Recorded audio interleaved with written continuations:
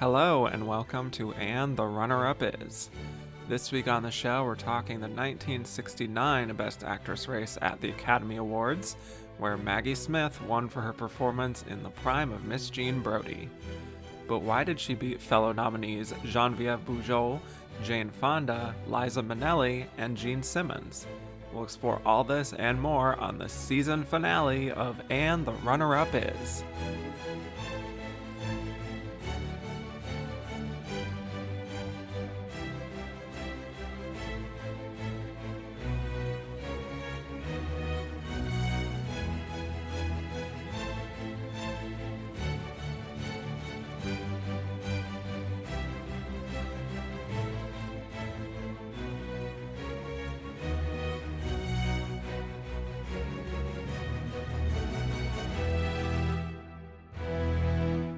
Hello and welcome to the season finale of And the Runner-Up Is. I'm your host, Kevin Jacobson, here to talk about the 42nd year of Best Actress at the Oscars, which covered the films of 1969. We'll be discussing why Maggie Smith won, why the losers lost, and who we think was the runner-up of this Best Actress race. And my guest today is, believe it or not, I don't know if you know this, my first returning guest in the Best Actress series. Oh, wow. The Louise Rayner of this podcast. Truly, yes. You are. Many Returning have said winner.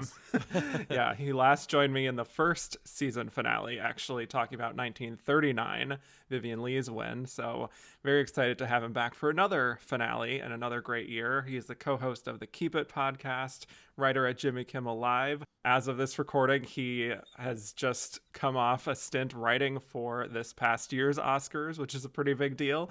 Welcome back to the show, Louis Virtel. Oh, thank you. And I just want to say, on this last Oscars, I'm pretty sure, I've done the math, I'm the only gay person to write for the Oscars too. So I am actually now the new Bruce Vilanch. Like, I've done it. This is my life. I did it. Yeah. I feel like it was all leading up to this. Right. I feel the same. No, as in, it's not leading to anything else. I would love to know what to do with myself after this. So, yeah. I mean, this podcast feels like the logical Oh, next yes, step, this honestly. podcast. Talking This about is it. 1969, yes. it's all right. This.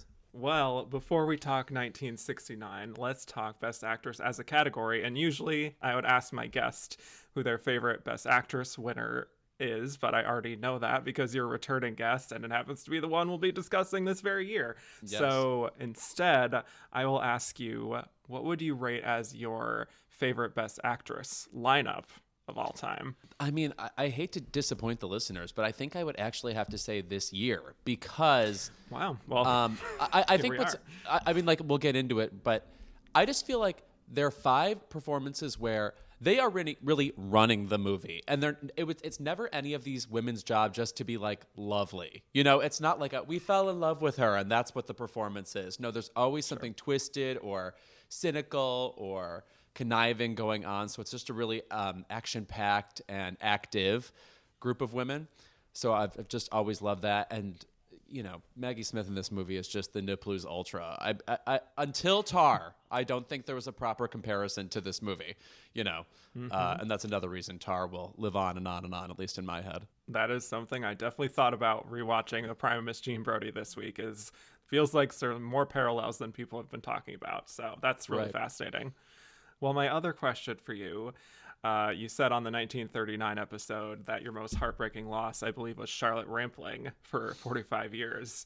Thankfully, she at least got a nomination, which is something that can't be said for thousands and thousands of great performances that have come in 95 years that have been overlooked by the Oscars. So my question here would be, what would you say is your favorite performance that you feel like was your most heartbreaking snub in this category? Yeah, just in Best Actress. I do want to say in Supporting Actress, I think mine would be Vanessa Redgrave and Coriolanus, at least during my lifetime. Just when you watch that, I mean, there are so few Shakespearean performances that I feel like belong in the 21st century, you know, that really make sense, that don't just feel like they belong to the era of Richard Burton or Laurence Olivier or someone like that. And hers just absolutely scintillates time and again. So if you haven't seen the Ray Fiennes Coriolanus, absolutely watch that. But among Best Actress nominees during my lifetime, I think the one that is still hardest for me is Annette Bening in 20th Century Women. I just loved that character from the jump. I think it's heads and shoulders above his other movies, even though I like his other movies. And obviously, you won't talk to a gay Oscar fan who thinks who doesn't think Annette Bening deserves more or whatever. But there's just something about this movie and this woman and her self-possession and how immediately, I don't want to just say real she was, but palpable. There's just like she was just everything in that movie, and I just loved that performance even more than I loved Amy Adams in Arrival, which I know is the #1 movie people think is the snub of that year. Yes. There's also Rebecca Hall and Christine. Love that movie. That movie. Yes. Again, it's like so many from that year that feels like, 6 through 10 could have been an all-timer lineup, honestly. Just looking and I at spent it, so much time being mad at Ruth Negga, and then she was snubbed for Passing, which was one of the great supporting performances of the past few years. I know. Yeah, that's tough. Well, I'm very intrigued to see. I know she has, Annette Bening has a movie coming, Naiad. Right. That could be a possibility. Who knows? I mean, we're just coming off an Oscars where it feels like we're kind of celebrating these stars who were so unheralded from the 80s and 90s and stuff that I feel like, Annette Bening feels like she could slot into that a little bit as a overdue quote unquote narrative. Who knows? Right. I do feel like Jamie Lee Curtis had the advantage of people kind of kept tabs on her over the past 10 years, whether it was the Halloween movies or social media or whatever. And I'm not saying people didn't see The Kids Are All Right, but that's already, 10 plus years ago. I don't hear much debate about Film Stars Don't Die in Liverpool, a movie I loved. That Dianne Feinstein movie, I don't remember anybody really talking about. So I feel like she needs to establish a couple of coordinates to get her back on our radar. Yeah, that's fair. And maybe that is also what plagued Glenn Close in The Wife. Who knows? Could be, yes. That's a whole other subject. We're here to talk about a very interesting year, though, with a lot of great contenders, great people, and a lot of introductions for this show. So very excited. Let's talk about it. The 42nd Academy Awards, the nominees were Geneviève Bujold in Anne of the Thousand Days, Jane Fonda in They Shoot Horses, Don't They?, Liza Minnelli in The Sterile Cuckoo, Jean Simmons in The Happy Ending, and Dame Maggie Smith in The Prime of Miss Jean Brodie, with the winner being, of course, Maggie Smith. But before we break it down individually, you mentioned earlier your favorite lineup of all time. What is it about this lineup that strikes you? First of all, again, as I said, they're kind of active and often cynical, conniving characters, but I would also say there's very little overlap between these characters. They're really 5 distinct entities to me, like the one romance in this group, I guess you would say, is the Sterile Cuckoo, and there's a lot of dark stuff going on there that has little to do with romance. That's just it's a stranger bird than Love Story or the movies that would come after it that you would, I guess, instinctively connect with it. But just in general, like the line readings on some of these movies, I think Jane Fonda might be the #1 utterer of son of a bitch in the history of humankind. Just like there are certain like flourishes in all of these movies that I think you could consider it the greatest in some regard. Like, I'm sure we'll get into it, but Jean Simmons, I think if we compared notes with all the other Oscars people, maybe she would most often come up in 5th here. And I still think this is a winning performance in certain years. I think there's really an argument for all 5. They actually do, now that you mention it, all kind of fulfill a certain kind of archetype of a typical winning performance. So, yeah, fascinated to see how they ultimately landed on Maggie Smith. And I will just add for my own take, can't believe we're already at the end of the 60s. Feels like this decade just flew by. This was a very fun lineup to watch all in a row to kind of conclude it. And I had seen most of these before, I will say. The only one I hadn't seen was The Happy Ending, which is a little tough to track down, so for those of you who are following along, best of luck for your adventure on finding the happy ending. But I don't know if you know this, I found this kind of trivia fact just from looking at the 5 here. Jean Simmons and Maggie Smith had previous nominations in supporting, but this is their first lead nominations, and this is also the first for Geneviève Bujold, Jane Fonda, and Liza Minnelli. Correct. And that is the first time that this has happened, where all 5 of the lead nominees are their first time in lead since 1933. Wow, that is really bizarre. Which is shocking. Yes. And which was Maggie the first Smith year of Katharine course. Hepburn won. Yeah. Yes, right. Which is a very interesting. That to me is obviously this is not what this podcast is about, but that's a very interesting win to me because she literally is auditioning to win. She does Shakespeare in the movie, like to like show you she can do it. It's so funny. Obviously people, the interesting thing about Gene Simmons in particular is that is basically a name that is now lost to time. Like if I were talking to an average moviegoer on the street, I think you'd be hard pressed to find one who could drop the name Gene Simmons, maybe if they knew Spartacus or Guys and Dolls or something like that. But she was a fabulous and very established movie star at the time. Like she was somebody everybody knew, you know? Yeah. But it's just, if you look at her Oscar track record, you may not know that really, which is interesting about all this.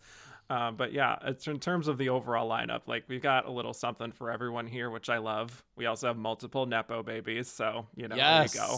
Right. And two that have really stood the test of time. No, I have to say a couple of my favorites, even in the context of the Oscars, are Nepo babies. I'm a hardcore Jane Fonda stan, and I'm a hardcore Angelica Houston stan. So those are actually even my favorite heartthrob of all time, Anthony Perkins, the son of Osgood Perkins. So it turns out Nepo babies, we should just believe them, and they should run this whole town. This is a pro Nepo baby podcast. Yes.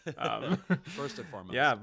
We have that. We have a nice, historical portrayal here. We have a woman self-actualizing in the case of Gene Simmons in a domestic drama. And we have this breakout, British treasure, Maggie Smith.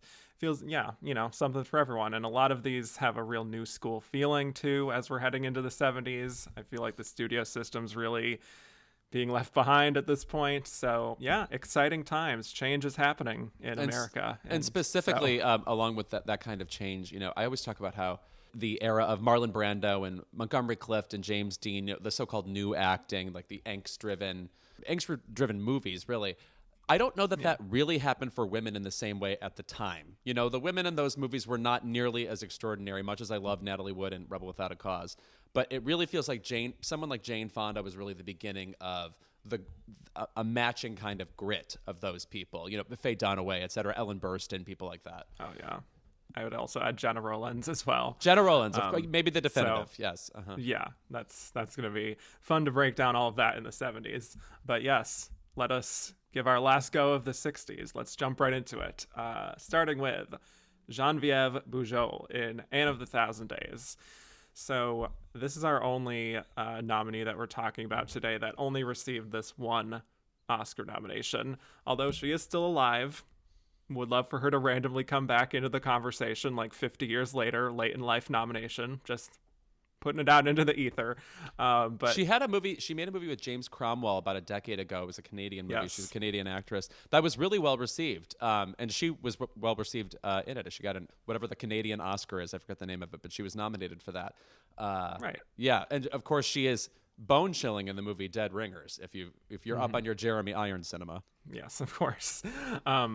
She is a Canadian actress. Early in her career, she did a lot of Canadian films, stage productions, French films. She was nominated for an Emmy for playing Joan of Arc, another historical figure in Saint Joan.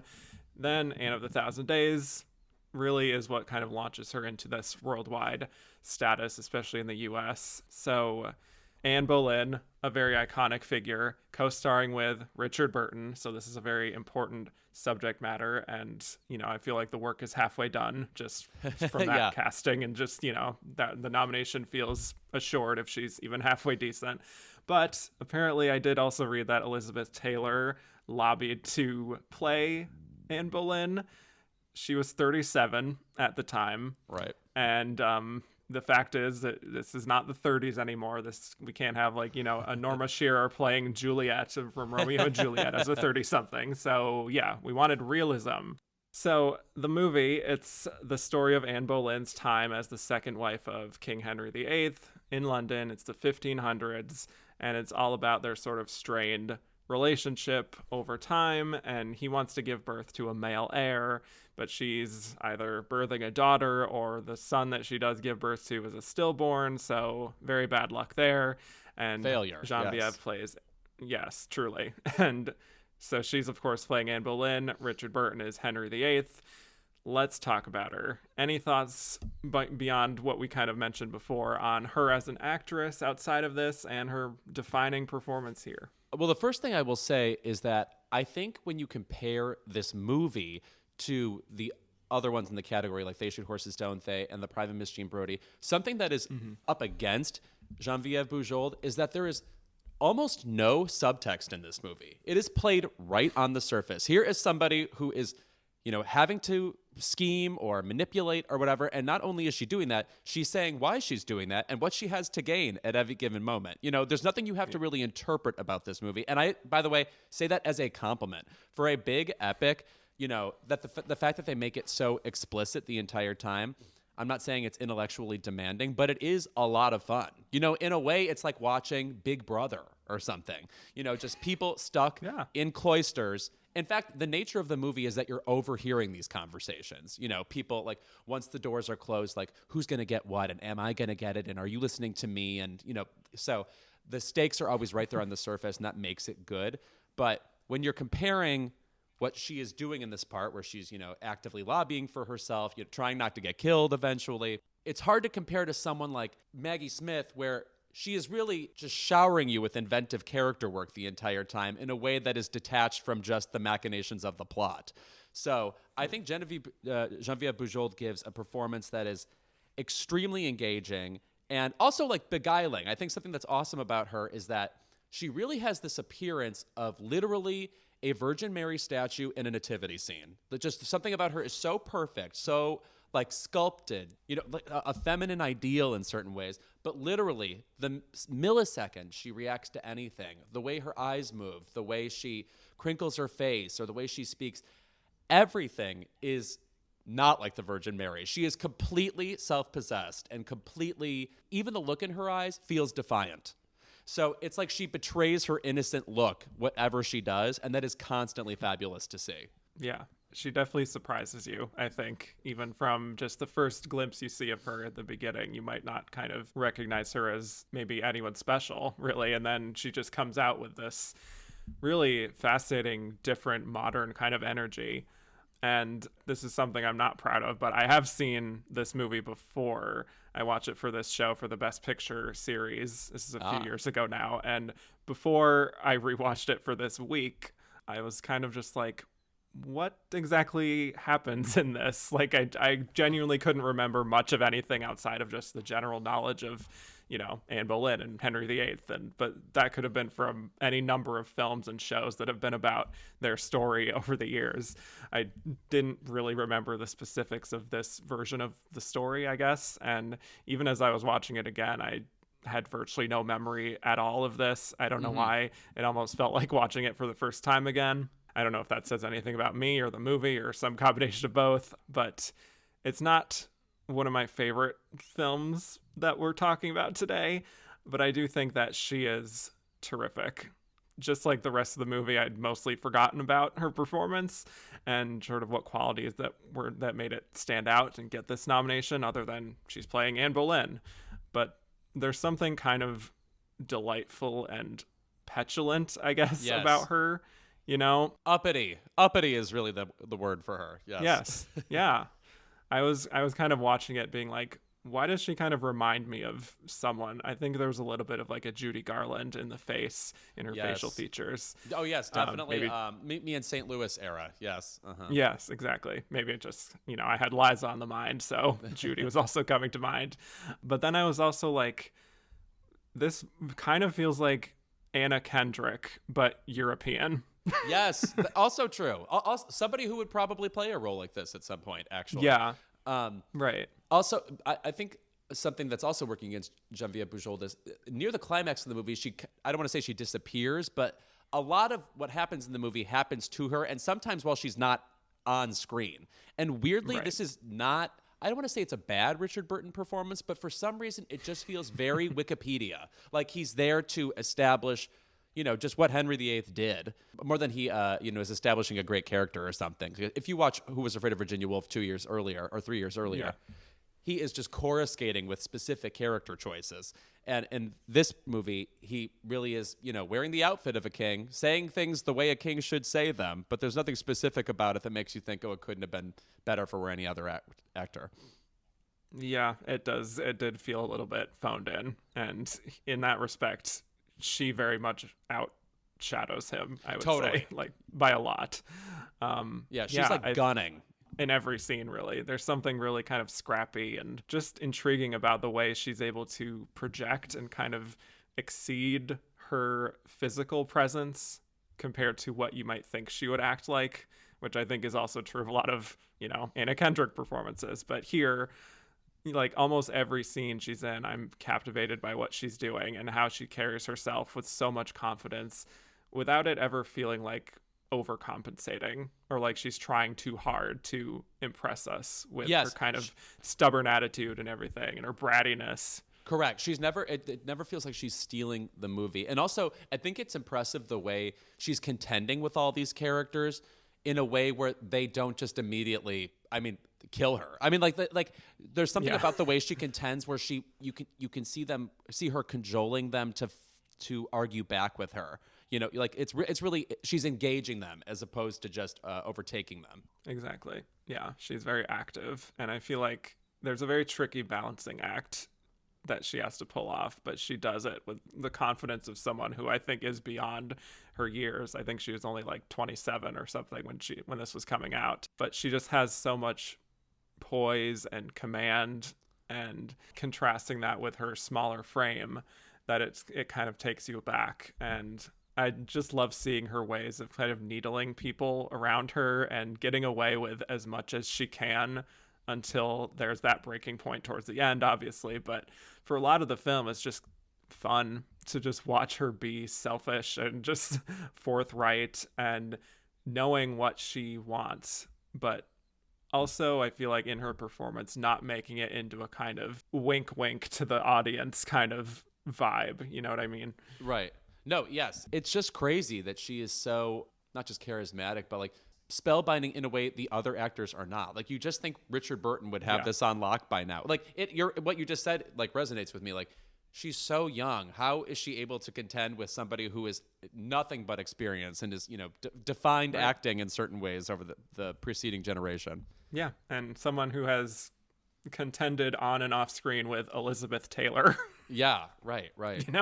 Though I will say, I am fascinated by the idea of Elizabeth Taylor in this movie because the role does feel like an Elizabeth Taylor role in a way. It's like the toss-off lines, the way she's belittling men, Oh, it is very much in her wheelhouse. Again, if she was a little younger, I could have seen them just going with it. But yeah, we went into that whole thing on the 1966 episode about how unfortunate it is that she was not able to follow up Virginia Woolf with, something even greater or equal to that afterwards. But yeah, definitely not. Was Boom afterwards? Because that's greater in certain ways. Okay.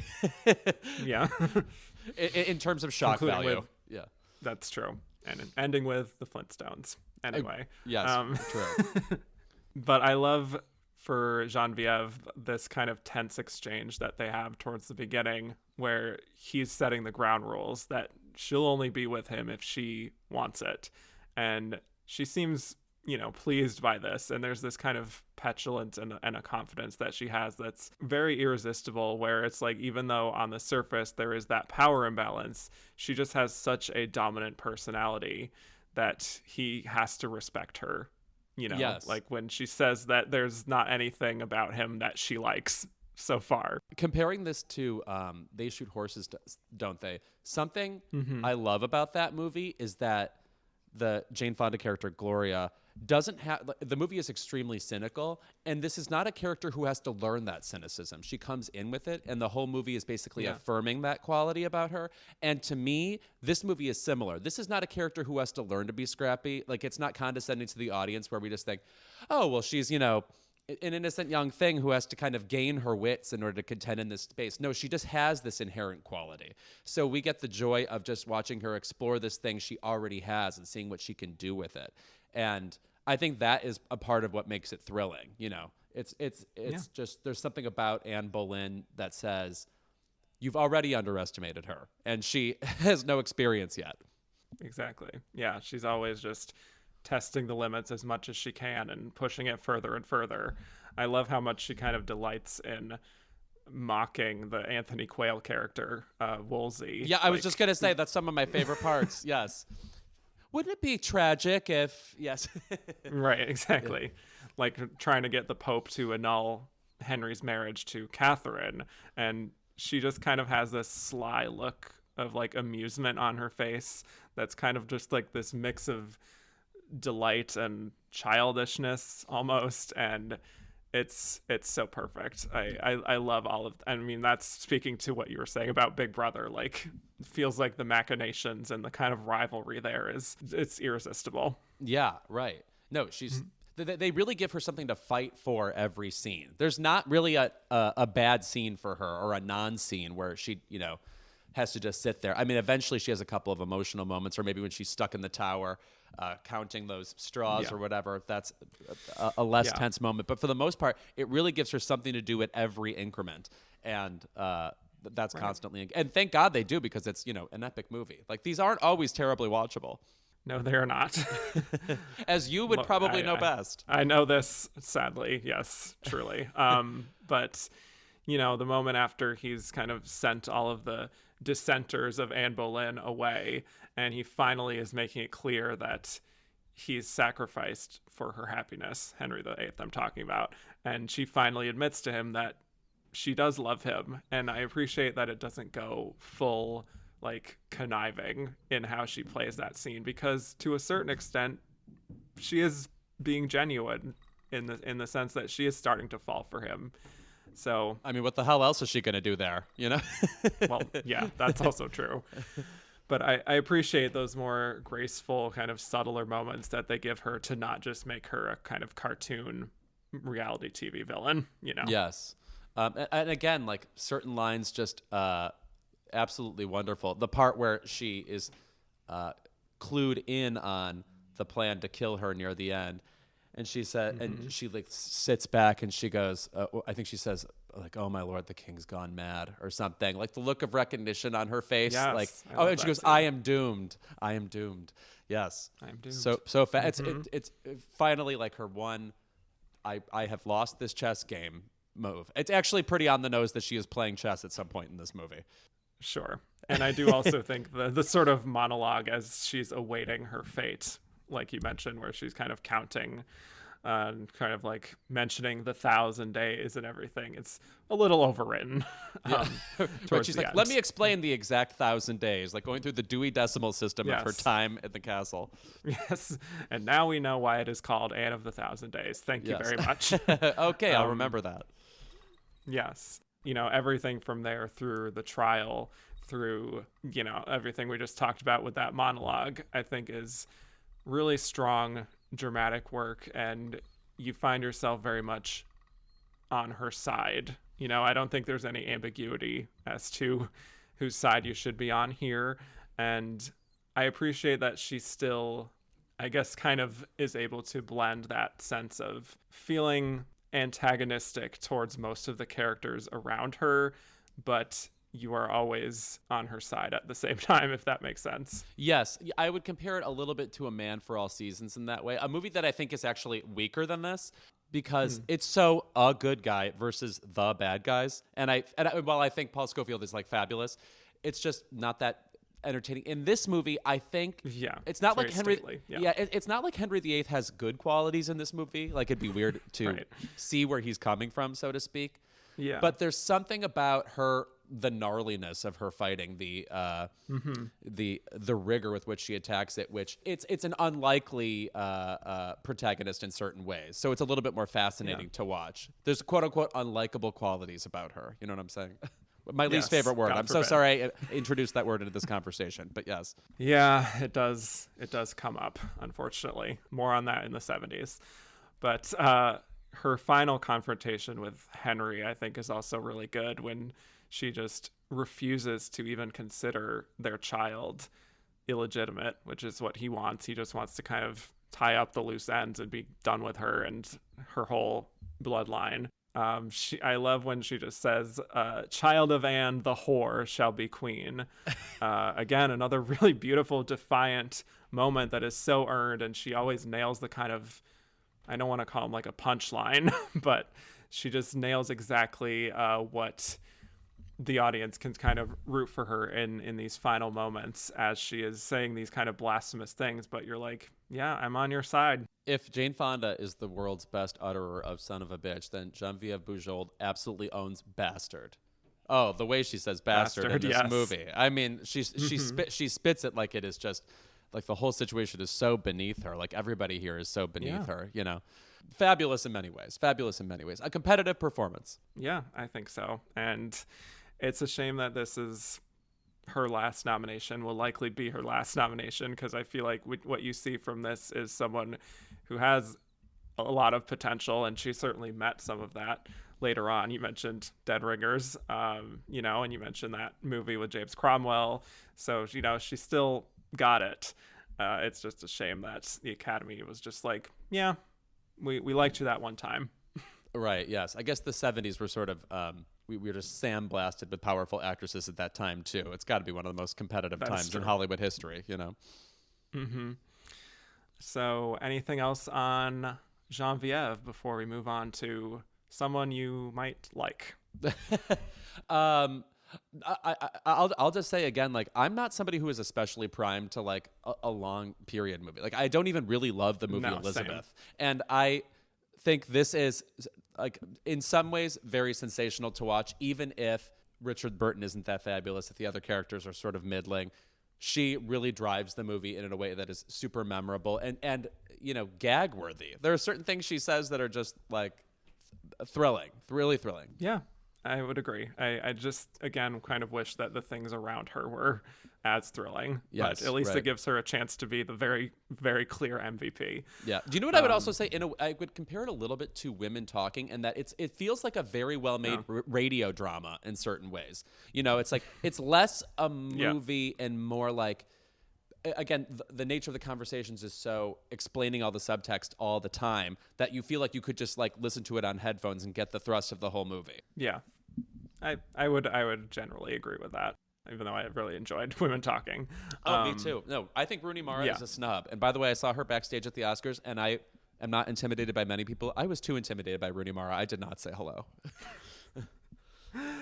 You know what? I think that is probably how I would also be around Rooney Mara. And that is not throwing shade whatsoever. I just think she is a very powerful presence. Yes, agreed. That I almost wouldn't even want to bother her with my own presence. No, I feel the same way. Please. No, I hate when people approach celebrities. All right, so let's move on to Jane Fonda in They Shoot Horses, Don't They? Okay, so this is one of those people for me where it's like, where to even begin? Jane Fonda has lived a lot of life and gone through so many fascinating eras of her career and is still doing so all these years later in her work with Lily Tomlin, you know, her advocacy about climate change, her continuing to be very direct and blunt about what is going on in the world and how to help fix it. She is, you know, she's a remarkable woman. And if we flash all the way back to this era of her career, she is the daughter of Henry Fonda, now setting out to prove herself and make a legacy of her own. And she very much has, but her earlier films were mostly comedy. There's a Western, Cat Ballou. There was Barbarella the year before. I would consider this a kind of approximation of an ingenue kind of role for Jane Fonda, like that era of her career. But it really wasn't until They Shoot Horses, Don't They that she really was given a chance to prove herself and prove what she was made of dramatically. And she lived up to the task, I think it's fair to say. No, yeah, this is the first movie that really matches what I think we consider the core of Jane Fonda, really puts on screen the determination we associate with her, really the grim humor of Jane Fonda. You know, if you listen to an interview with Jane Fonda, you will absolutely end up laughing by the end. She is a very casually, eye-rolly, smart-alecky person. And, you know, before this movie, like, Barefoot in the Park, she's amusing in, but she is miscast in that movie. Like, she doesn't really belong in, like, a light Neil Simon type thing. And that goes the same for California Suite, too. But I would agree. Yes.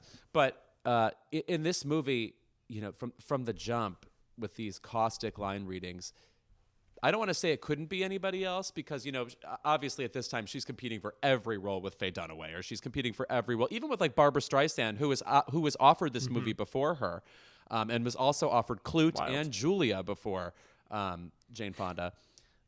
There are other people who could do this role, but I think she really lends nobody plays She Has Had It like Jane Fonda. She's had enough. Yes. Yeah, and she's been through a lot, even at this young age of hers at the time. But yeah, it really was a major turning point in her career, especially because of the bleakness of the film, the social commentary, which I think is an important component to how she was considered moving forward in her career. Someone who wanted to do important work and involve herself with what's really going on beneath the surface, strip away all the bullshit and just give it to us the way that it is. And she's really showing that here. To get into the film, it takes place during the Depression, and it centers on this marathon dance competition where the competitors have to just keep moving, dancing, power walking, whatever needs to be done, and the last couple standing wins the prize money. And Jane Fonda plays Gloria, who's a wannabe actress who's very cynical and sarcastic, and she's paired up with this guy Robert, who is unhoused and he has nothing to lose, and the two of them get to know each other and experience just the grueling nature of the competition together. So I would love to just hear you speak more about sort of the greatness overall of Jane Fonda. I know that you've met each other, you know each other. I don't know if people maybe know this who are listening, but you competed on Millionaire together. Yes. I feel like you more than anyone else I've had on the show, I feel like, is an expert on Jane. So as I sit here to my left in my bedroom, there is a giant 60s, or I think it's late 50s actually, portrait of Jane Fonda over my bed. It's early 60s. There's a moment in time when she and Anne Margaret were almost the same person. People forget this, but they looked exactly alike, and it was during that time. But yes, I've always been. What's weird is my fandom of hers, I want to say, even precedes my time knowing her movies, and I want to say I've seen all her movies at this point.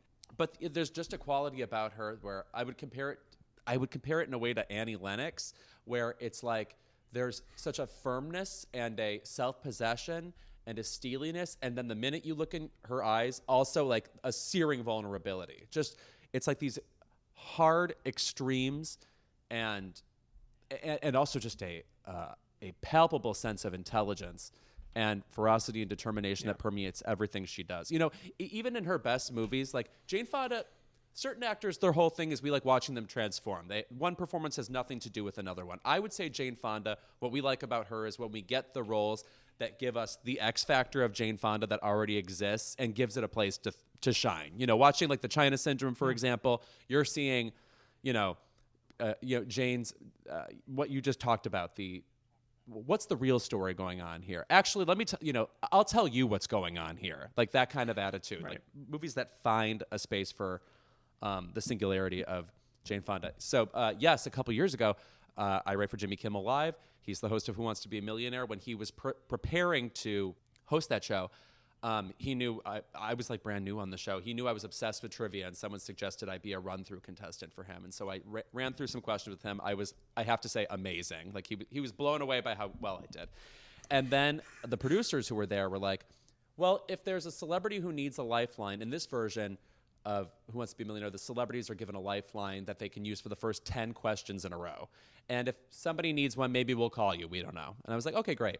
The next day, they call me and they say, do you know anything about Jane Fonda? She might need a lifeline. And I said, it was so crazy. It was like I wrote it myself. Not only am I obsessed with game shows and trivia, but I'm obsessed with her and her career. I know everything about her. And so I couldn't even begin to respond. Like it just felt like something like the child version of me had written. So yeah, I did Who Wants to Be. I did this Who Wants to Be a Millionaire with her. We won $125,000 for Fire Drill Fridays. She's kind of somebody who just likes meeting people in general. So if you have any sort of individual interesting characteristic, she's likely to remember you. She has like a really good memory. After that, she's like, I got to do your podcast. She did that. Then last year, somebody called me and they said, we want to host this conference with Jane Fonda in San Francisco about building greenhouses, and we want her to be the keynote speaker, and you should interview her on stage.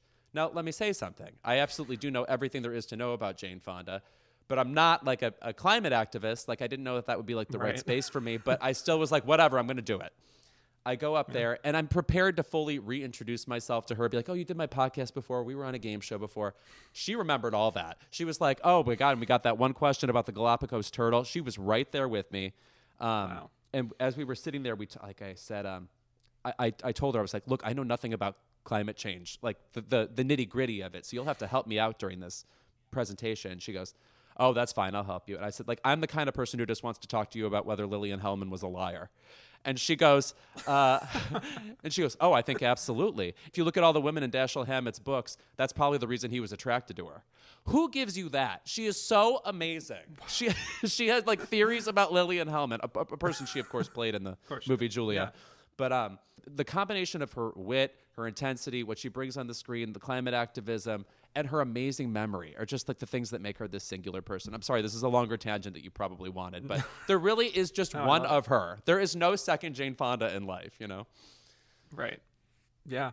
Amen to all of that. Yeah. I mean, I'm glad to hear that she kind of lives up to what I imagine her to be, really. Please, when I hosted this panel with her where I asked questions, this woman, you would have thought she had like Wikipedia up on screens in front of her, just all the popping with all of these like factoids and like she sat down, she's like, we were talking about the questions ahead of time, and she goes, oh wait, I built a greenhouse in the 70s. We used these kinds of panels, and this guy I hired, and he did this and this. Just like it never ends. She's like a machine. I believe it. And then if it feels like as a side project, she won 2 Oscars.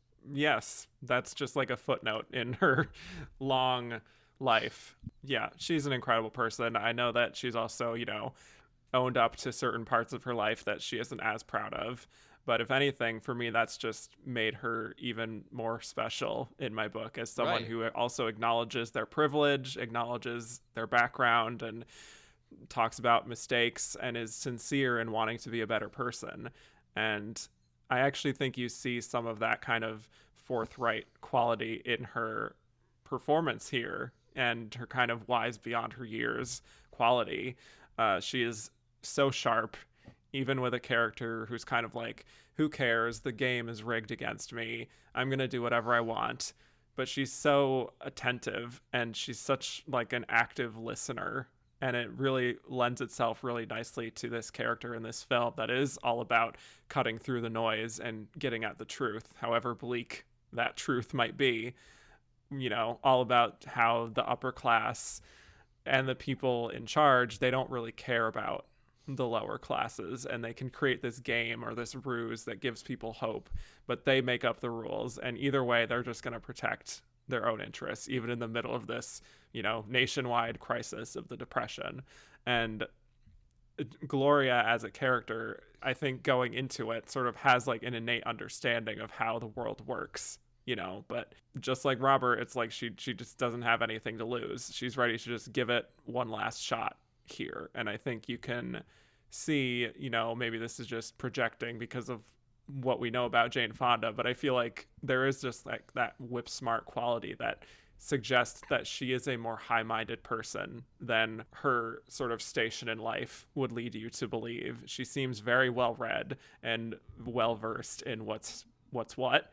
You know, the opening scene of her waiting in line, she's got this kind of like, I've seen it all, cut through it. You know, she's not afraid to express her annoyance out loud about this actress played by Susanna York. And you see right away, like with this being her first big dramatic role, her fearlessness and her confidence and her way of staring into another character's soul and either empathizing with them or judging them. But it's like either way, she has an opinion. There's no wishy-washy quality. There's no pretending.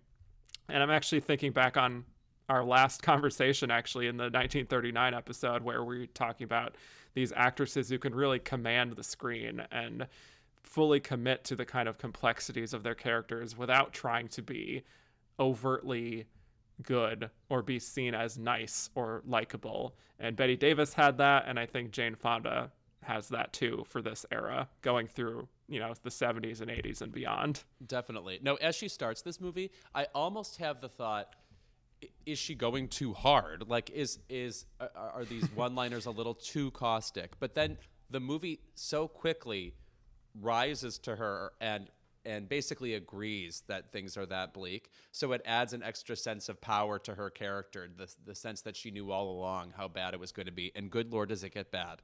This movie is no joke. Yeah. And among all my friends who are obsessed with Oscar stuff, namely Oscar-nominated actresses, they all love this movie. I think most people would say this is the best Jane Fonda movie. And for me, I think it's the best performance too. But something almost all my friends say is, I've never been able to watch that movie a second time. And it took me, I think, probably 10 years after I saw it the first time to really give it a chance again, because the statement of the movie is extremely powerful, and the statement of her character is extremely powerful. Like, you don't need to be refreshed.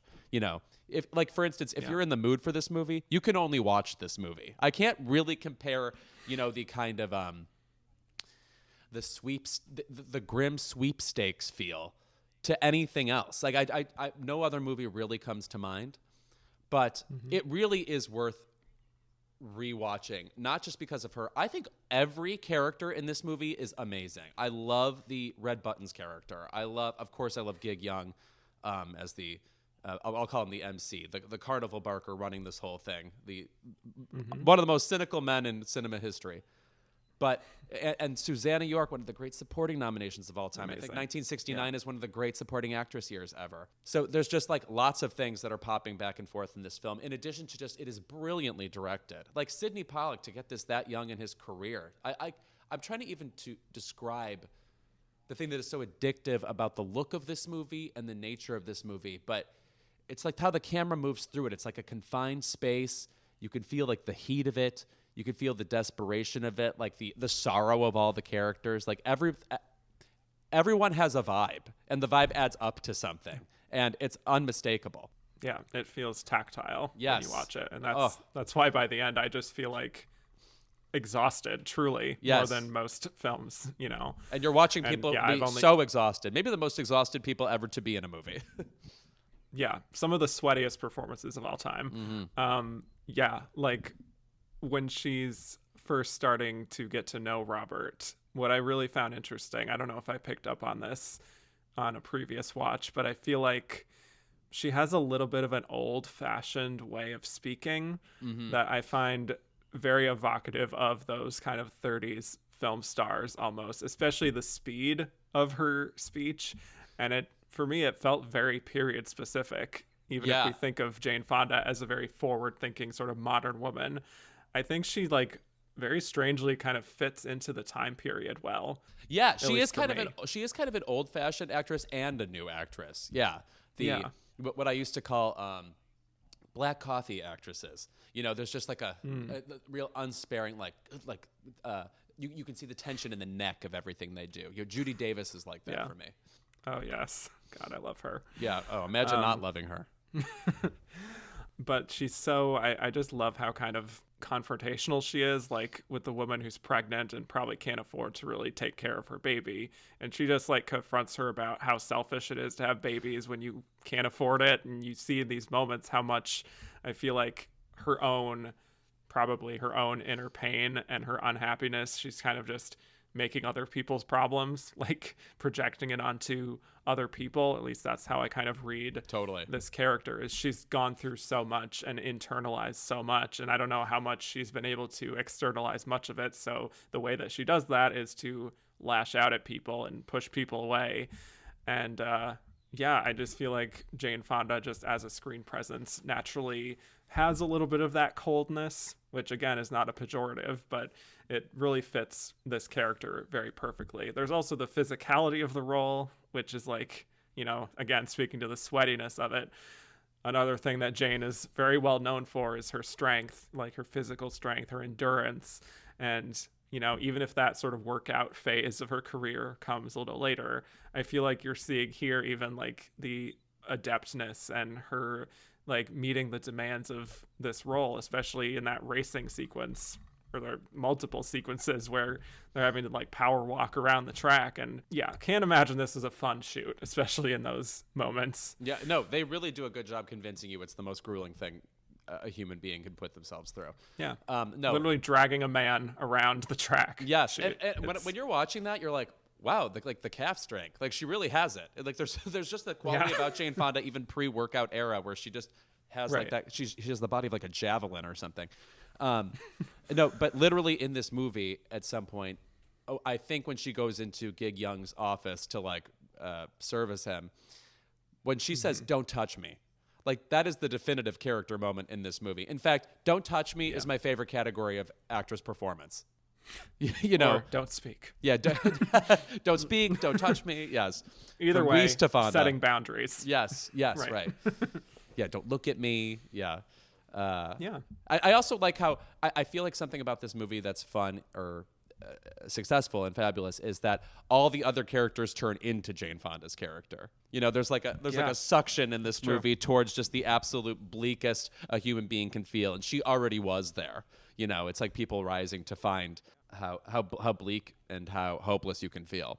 Mm-hmm. It is just kind of like this vortex that everyone spirals into. Clearly, like, you know, racing around the track, that's very much how this feels like. We're just kind of going around and around and just being worn down completely. And yeah, by the end, you're just spent. But what I also love is, in contrast to some of the dizzying moments of the film, there's this beautiful scene that takes place at night, and all the kind of clamor and the noise has died down, and all we can hear is the sound of the ocean, you know, and she just is walking around this facility sort of lost in thought. And yeah, she sees Rocky, the announcer, as you mentioned, kind of firmly rejecting his advances. And that speaks to the Sidney Pollack's direction as well, is he does give us a break once in a while, and that it does feel like we're really taking stock, and sort of like, I love that we are allowed this one quiet character moment with her of just kind of her processing everything that she's been through and what she might have to do in the future. And it's a really beautiful, subtle moment of her not saying much, just walking around and kind of curiously looking around at everything that's happened so far. And I don't know, it's just that small little moment in the middle of this, again, very dizzying film that really strikes you, I find. If I had to, rank all these performances, I think that you're getting at a quality which points to why I would put this ahead of Anne of the Thousand Days, which is you can picture the internal world of this character in a very serious way. You know, like there's just something about Jane Fonda where you can tell there's plenty on her mind that maybe has nothing to do with what the character's going through. It feels like an entire person is somehow there, you know, whereas I feel like in Anne of the Thousand Days, as much as she has all these intentions and all these motives and reasons to, you know, run the show, you know, manipulate people around her, whatever, it sort of ends there. You're not sort of just with the character and mentally and thinking about the world this person inhabits beyond the video game they have to beat in the movie, you know. And Jane Fonda in that movie really has. I hate to say it. Years ago, I interviewed. I'm sorry. Who's the guy who directed Carol? Todd Haynes. Todd Haynes. I was about to say Todd Field. Anyway, Todd Haynes.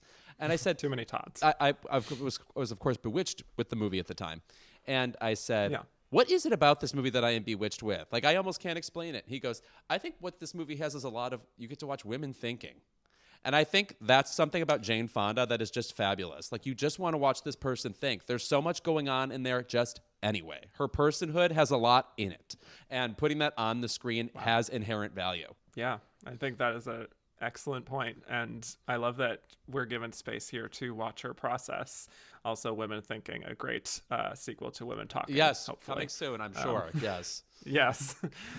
Hopefully to Peacock, just like Tar. Yes. As was intended, truly. And, you know, her going to Rocky and, like, undressing, you know, feeling like there's nothing to lose again. And that, you know, if her partner is going to fool around, which is another part of this kind of a subplot, then so is she. And hopefully she'll get some favors out of it, you know? You know, but it's like she is setting the ground rules. It's all on her terms. Like, that's how she just operates in the world. And it does just speak to her ultimate philosophy, which is that life is rigged against her. So she might as well do what she can to get some minor victories along the way, you know? Yeah, those scenes, like where she's with Rocky, there's like a mini clute in this movie, you know? Like, it's like you're almost getting a preview of what that movie will be eventually. Yes, that's also true of another performance that we'll be talking about soon, I feel. But yeah, I mean, just as a side note, I just wanted to note this, even though it doesn't have anything to do with Jane. The scene of Susan York in the shower. Oh my God, so good. What a blistering acting performance.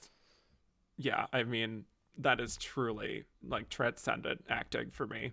Also very funny to read about how Susanna York was like disdainful of her even getting an Oscar nomination. I don't know if you know about that, but she was like, well, just like Catherine Burns, I find this from the whole same affair year. Disgusting. Yeah. Yes. Catherine Burns the same year was like, I think even rolls her eyes when her name is called during the when they announce the nominations and Goldie Hawn wins. Yes.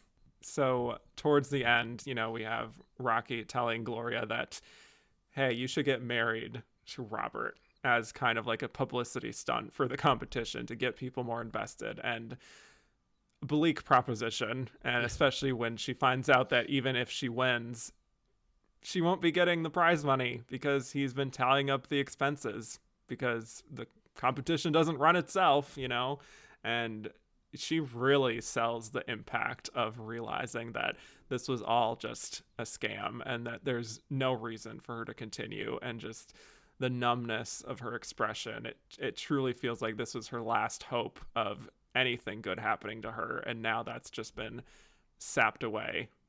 And then even after that, like, is an intense accomplishment because by this time you're pretty sure she's already at her numbest, and that anything else could still register on her face. Like, there's still a plummet that occurs in that moment when she realizes, when she says to herself once again, of course, you know, like, oh, like, obviously there's still nothing in this for me. What was I thinking? Like that. I was still dangling a carrot in front of myself, hoping it would take me somewhere. Why did I think that? What was the first? What domino fell to make me believe that? You know, it's her reconciling, like, oh, I was stupid. You know, I'm already so hard into life, and yet somehow I was stupid yet again. Bleak stuff. And that even after that, like her silk stocking being ripped, it feels like that's like this last straw breaking point that finally just tips her over, and she finally is exhaling all of the emotion that she's kept so pent up for so long. For me, it's just a very well modulated performance, in the sense that, I mean, I don't know how much invested she was in this character. I know she had a lot of other things she had on her mind at the time, but it feels like she really thought about this performance and this arc of this character to really give you that maximum impact at the end of being like, even though it's just this one little thing, my silk stocking, that was just my one thing that I felt like I still had, and now I don't even have that. Right. Uniformly fabulous cast, and also like Michael Sarrazin deserves a lot of credit for how he handles that final scene with her. I think like there's something about the lonely boyishness of his stare that adds a lot to just the movie in general. But even in that moment, like, you get to see a lot. You see him recognize and empathize with her, and like his like silent empathy throughout the movie, I think, is a real strength of it, and kind of the most tragically humanizing part of the film.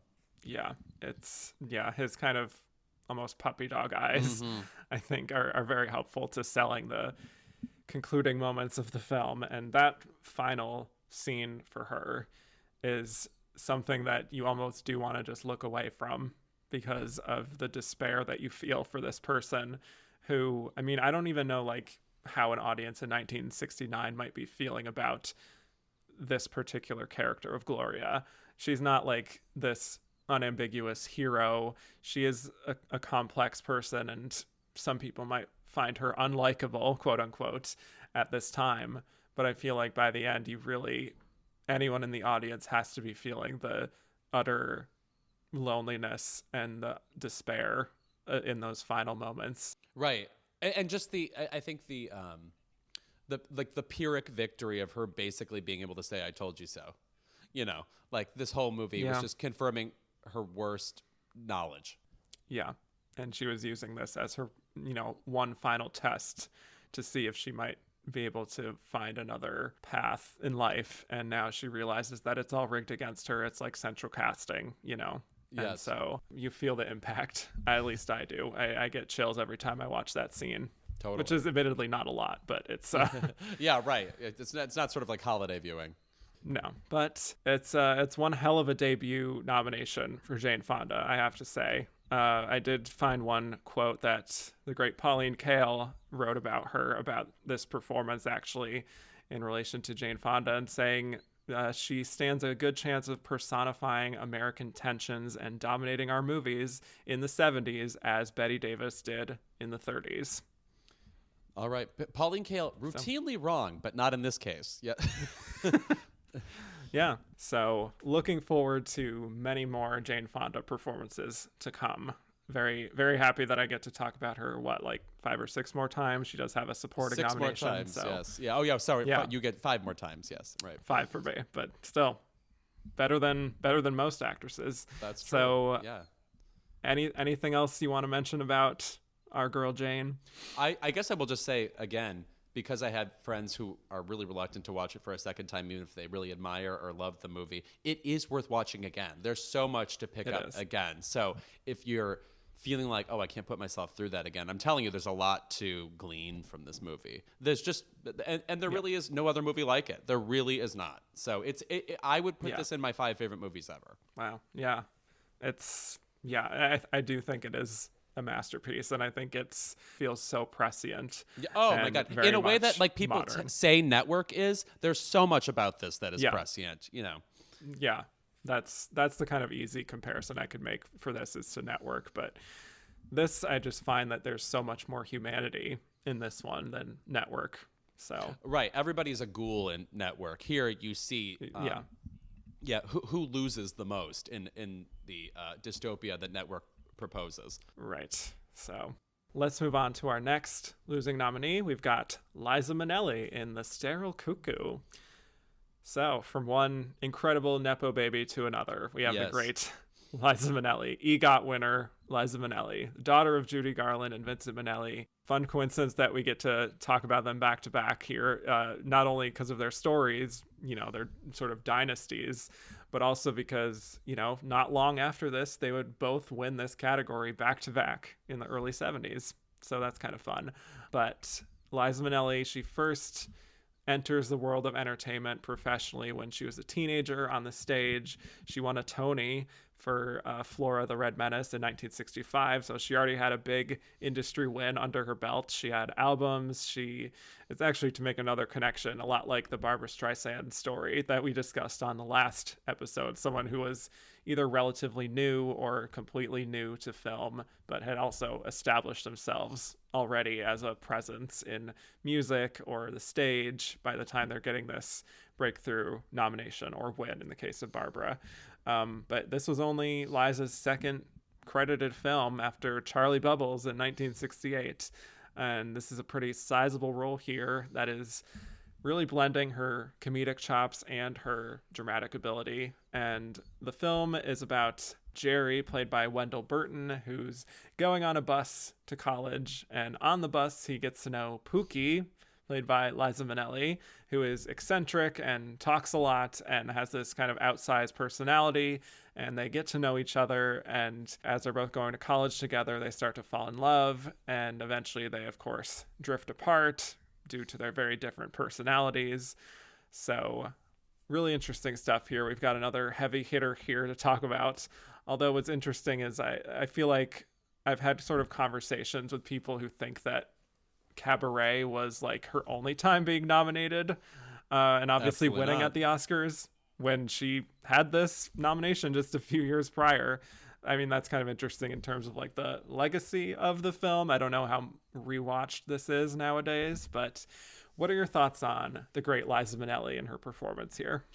Well, first of all, I just want to say that does Come Saturday Morning hold the record for the most times a song is played in a single movie? Because it is simply mind-blowing how many times they played this Oscar-nominated song again and again. It's the segue between every scene. I've just never heard. It's like, and it sort of has the feeling of like the Graduate soundtrack, except the Graduate soundtrack obviously had more songs on it. So it's like so strange to hear the song again and again and again. But this performance, I mean, I'm sounding like a broken record because I think this is just a really strong year. But like, right. when this is a character that you would almost impulsively describe as this is from like 15 years ago. We don't use this term anymore, but manic pixie dream girl. If you wrote down all of the choices she's making, I'm going to say this line with a childlike inflection. I'm gonna speed up my talking hint here. I'm gonna look away here. I'm gonna dress like this here, whatever. On the page, these choices might just look like that, like a description of an archetype. And Liza Minnelli is so pure talent and pure, just full of soul in everything she does, that nothing feels like a cliche of a choice. Like, this is a character who is exhaustingly eccentric, and yet it comes from someplace and it goes someplace in this movie. The character she's obsessed with, for example, he doesn't have a ton of personality or anything, but you get why she would sort of find him and find peace in him. I just feel like cinema is dotted with all of these female characters who have a weird, eccentric personality, and they accidentally bobble up this incredible dialogue all the time. Something that comes to mind is if you've seen Greta Gerwig in Mistress America, just this character who like kind of absently just saying really strange, kind of observant, kind of nonsensical things all the times, and you never know what you're going to get, and it's a grab bag. And is she annoying, or is she fabulous, or is she, full of soul or full of shit? It's that kind of mix all the time. And this is the Yale of that kind of performance. Really exceptional from start to finish. I would say the thing that this movie has against it is that there's basically not enough in this movie. She has the romance part of it, and then she has the unstable part of her personality that shows up in the latter part of the movie, where she kind of falls apart and needs to get back on her feet. But I feel like you could probably smash that into about 50 minutes. And instead they make it a movie, a movie-length movie. And I don't really know what is occurring during those other times. Like, you can sort of just like drift in and out during those moments. Yes, I would definitely agree. The movie is not great. At the same time, though, it's hard not to just love Liza and just the sheer amount of theater kid energy that she brings to not only this, but everything she does, honestly. Like, she's so brassy and confident, and such a unique screen presence, too, in the world of kind of entertainment and celebrity, and really remains one of a kind. Right. Spunky, I just like, and also like never not thinking either. It's not airheaded. You're not watching somebody who's like, I'm trying to think, like, I'm thinking of like old Billy Burke performances or something, where she's like, kind of dim-witted and extreme at all times. It's not like that. It's more like this. First of all, there's a quality about Liza Minnelli where she can't help how eccentric she is. Like, if you gave her just like a straight whatever Shakespearean role or something, this quality would still emerge. So to watch her even sort of gently allocate it in whatever she does is a pleasure. But in this movie, she really gets to kind of geyser with this quality at times. Before the movie kind of tricks us and we see the dark underside of it, which you really don't expect at first, or at least I didn't. Yeah, I agree. I mean, I feel like you could sort of compare her, obviously, to her mother to a certain respect, but I do find that there is something so unique about her kind of animated quality that is so refreshing and fun. And even in films that I think don't quite hit the mark, like this one, she's not the problem. She is, for me, so head and shoulders above everyone else and every other element of this film, to me, that it's not a surprise that she was able to get this nomination, because of how much of a showcase this is for her, and how she's able to lift a somewhat two-dimensional kind of character off the page and provide more depth than even what the script is intending for her in the second half of the film, where we go deeper into her psychology. Yeah, I just think she's kind of operating on another level. Having I think said you're that, exactly. it is kind of, go ahead. I was going to say it's very hard for me to not compare this to her performance in Cabaret, which is this fusion of everything great that she does and was capable of in her prime, because ultimately there's only so much she can do here. I find like she's doing what is asked of her, which is to be this quirky, oddball, eccentric, needy, who can be very grating. Yeah. Yes, when you first meet her, but once she opens up, you see the true depth that she has as a person, and her more unexpected, wise qualities, as you said, and the sort of traumas that have been plaguing her that cause her to act in that goofier way. I think you grow to respect her as a character and her performance here even more, because you see that there's intention behind that. And also, it must be said, even though this wouldn't be my choice for the win in this category, as we said, it's an extraordinary category, I don't think any of the other actresses could play this performance. Like, it basically has to be Liza Minnelli in order to get the level that you get. And I say that because I have thought about this before. I think Liza Minnelli could have done Clute. I think she would have been really dynamite in that. I would have liked to see her do a few more performances that had cynicism at the core. Not that Cabaret isn't that, but something with that kind of 70s, rancor about it. I think the combination of her perkiness and spunkiness with that lingering sense of, everyday dread and grimness that we were just talked about with They Shoot Horses Don't Think. I think she could have expressed that really well. Yeah. But yes, in this movie, I like light up thinking about what she does, because I think you're absolutely right to say it is a two-dimensional character. Like, what the qualities that make it great are purely Liza. I don't think there's really any one moment of dialogue or plot that really even seems worth noting ultimately. It's not like the wittiest movie. Like there's a part where she tells another character, she tells the guy she's obsessed with, like, do you want to peel me like a tomato? Which is strange. Like, there is strange dialogue, but it's so Liza in a way that it feels like she wrote it herself. It doesn't feel like a screenwriting choice. Yeah, it does feel almost spontaneous what she's doing. And I mean, I don't know how much like improv she was able to do with this, but that it does feel like a natural extension of her personality, in the sense that, like, towards the beginning, like, it feels kind of overcranked. She comes in guns blazing, like, super chatty. She's got the glasses, the bowl cut, the nervous, happy energy. And for better or worse, she makes a hell of an impression. And it's full, like I said, full theater kid, unapologetic, and it's hard to look away. But it also kind of feels forced at times. But then once you understand how much she is sort of overcompensating for her lack of control in her own life and her unstable home life, and how, like, directionless she is, you do come to understand it. Yes. I think. No, I think this is one of the great lonely people performances too. You come to find that her loquaciousness comes from a place of real need. And that all adds up eventually. Like, you look back on earlier scenes in the movie and realize, oh yeah, that was just a needy person ultimately.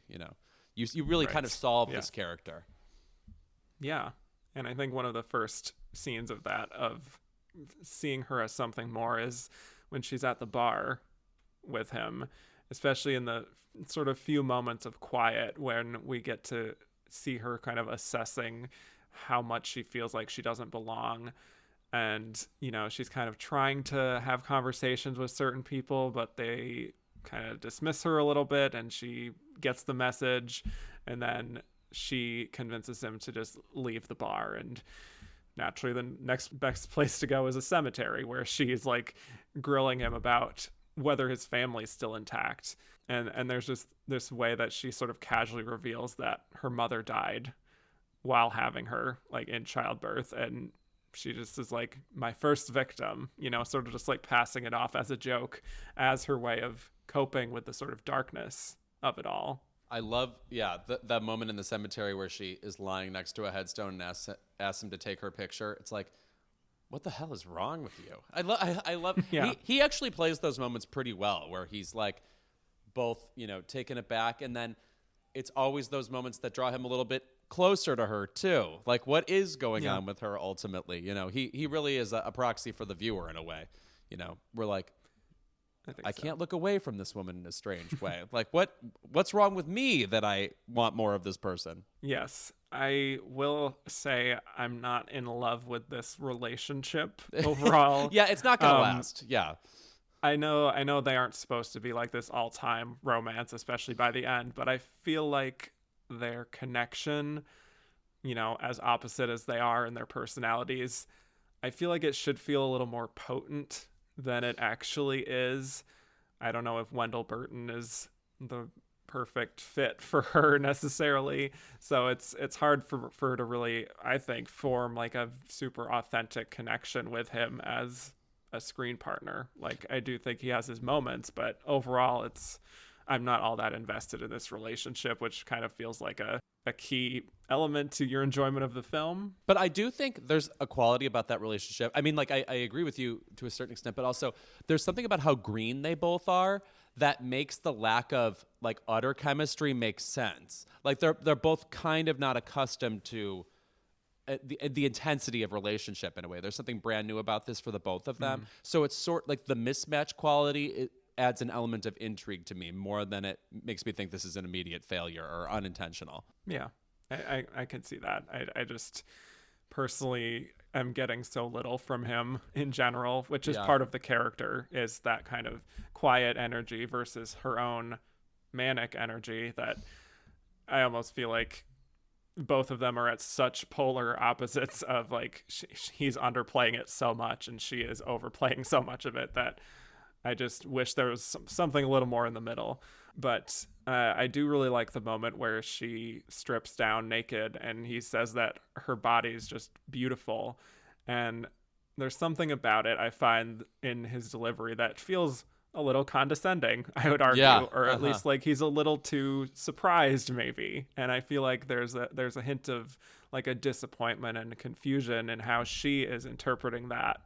But she kind of throws it away and goes back to that quirky mode again and just like hops into bed. And I really like those moments we get of her sort of grappling with the reality of the situation and then overcompensating with the sort of force of her personality. I think she had much stronger material to work with in Cabaret in that regard, but you do see a little bit of it here kind of like in a nascent form. Yeah. Those quiet moments where she isn't speaking and she has to like take everything in, and you feel even in her stare that sort of despair and the loneliness that she feels deep down that you might not know on a first glance how truly socially awkward and ostracized she feels by so much of the world. I do have to say, among like scenes that probably would have played in her at the Oscars, like the scene on the phone near the end, I mean, that is a pretty hard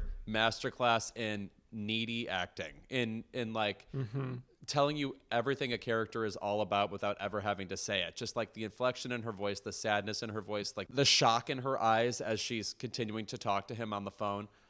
It's just, I think it's very real. It's something that reminds me of maybe like Natalie Wood in Splendor in the Grass or something. Just the panic of being that age and how potent that need is, and the stakes of not getting it being really apparent to you.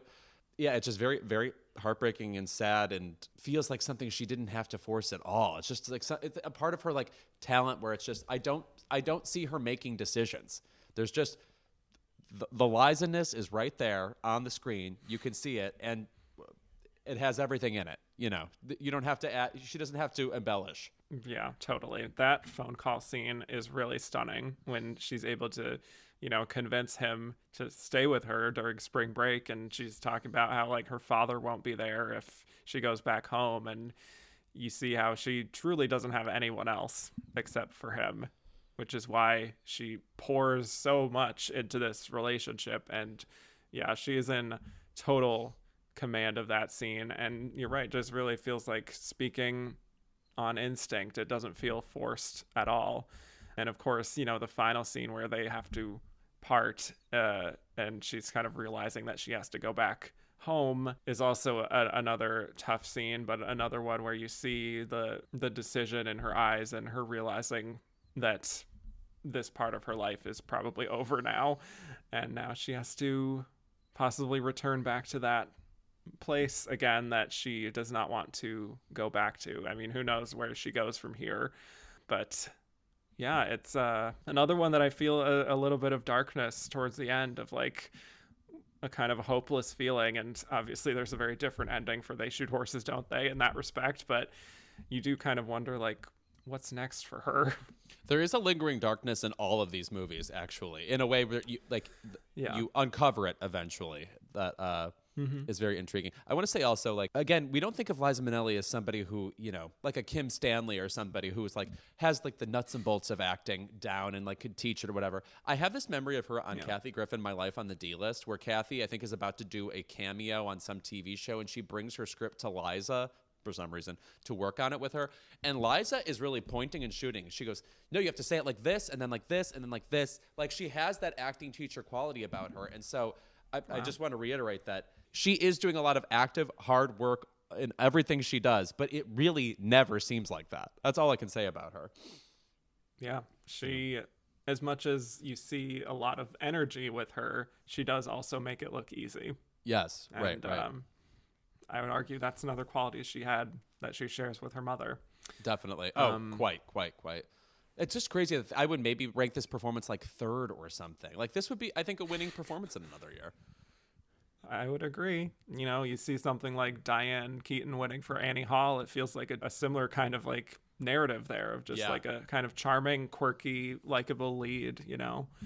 But the one last thing I did want to note here is that Judy Garland did die 4 months before the premiere, but she apparently had read the script, and Liza actually said that she told her, go baby, that's the kind of story I wish I could have done. Oh, come on now. Unbelievable. I read an interview with Liza Minnelli about this. I think she gave a couple years ago, and she was talking about how she wasn't even really interested in movies. You know, she was a Broadway already kind of legend at that point, as you noted, but you know, it was like a foray, you know, something different for her to do. And it should be better known based on what she puts on the screen, because the incomparable Liza qualities find a way to bring themselves to the screen in a very interesting way here. And they do, again, for me, really do feels like it sets up Cabaret very nicely. Which is one of the all-time great Best Actress wins. Incredible. All right, let's get to our final losing nominee, Jean Simmons in The Happy Ending. So we have yet another introduction here for the show. Jean Simmons, who was a previous supporting actress nominee for Hamlet back in 1948. This is 21 years later that she gets this, her second and final Oscar nomination, and her only one in lead. So Jean Simmons had a long career. She was a British star. She made a name for herself in Great Expectations and Hamlet, Black Narcissus, The Blue Lagoon, and then she made her Hollywood debut with King Solomon's Mines. She almost starred in Roman Holiday. Yes. Almost. And then they found another Jean Simmons named Audrey Hepburn to put in that movie. Exactly. Right. But she was in The Robe, The Actress, The Big Country, Home Before Dark, Elmer Gantry, which is one I really think she deserved a nomination for. Can you believe Shirley Jones won for that, and she was not even nominated? It's one of my favorite screen performances. I love Jean Simmons in that movie. Yeah. The fact that her and Burt Lancaster won Oscars for that film and she wasn't even nominated is absurd. But yeah, I mean, like Divorce American Style, like she was very prolific and in a lot of sort of prime parts. Spartacus, and then, right. Mm-hmm. Right, yeah. And The Happy Ending here, written and directed by Richard Brooks' husband, which I have to say, like making a film about like a dissatisfied wife and like writing it for your wife, it's a interesting proposition. Especially because I was reading an interview where she said that the experience was, quote, painful. And she said that I had the problem that the character had, and it was brought out, and it was tough playing some of the scenes. So who knows how that kind of like, what that did for their marriage. I don't know, but she got this nomination for it. So she plays Mary, who's this housewife who's very much taken with Hollywood romances and the happy endings that they provide, hence the title. And that is sort of contrasted with her own life with her husband and their daughter, where she finds herself unfulfilled. She's chain smoking, she's drinking all the time.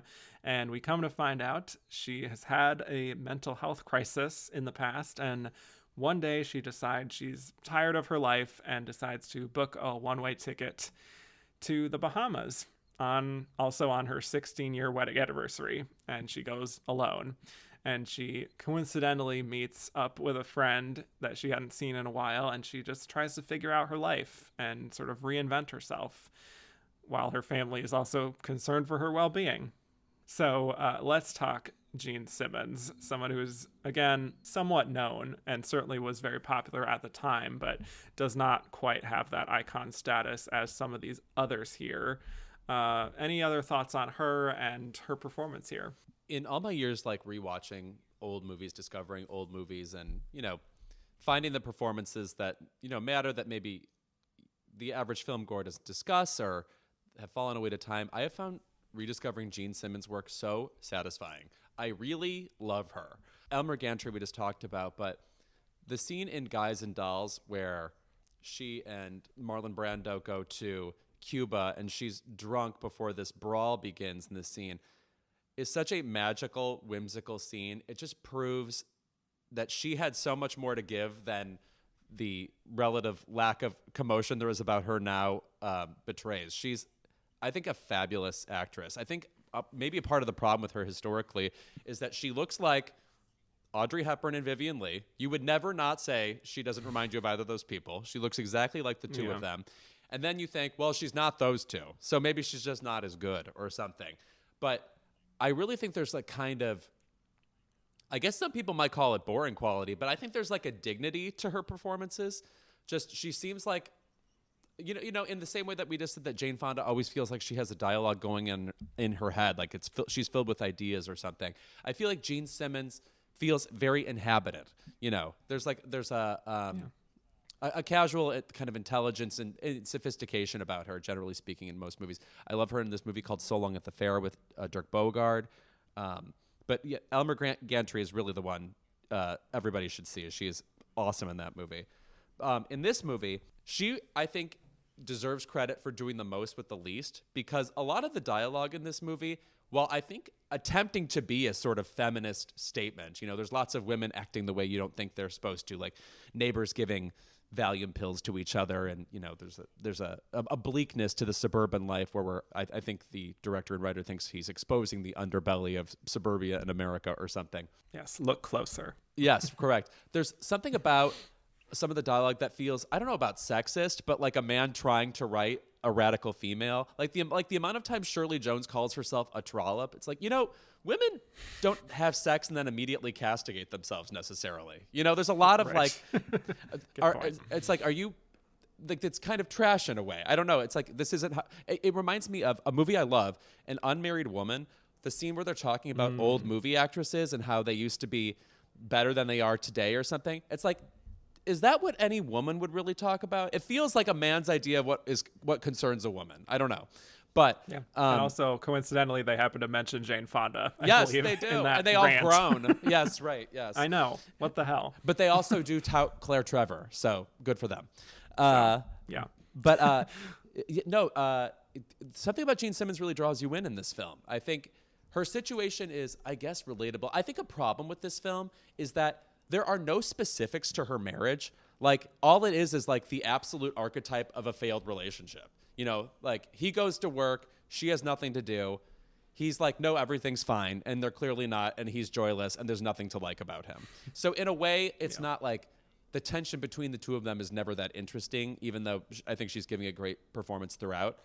But just watching her navigate, even the way like her eyes move when she's thinking about what to do or how satisfied she is, or, you know, the scenes where she's drunk or freaking out or something, there's just a lot of range in this performance.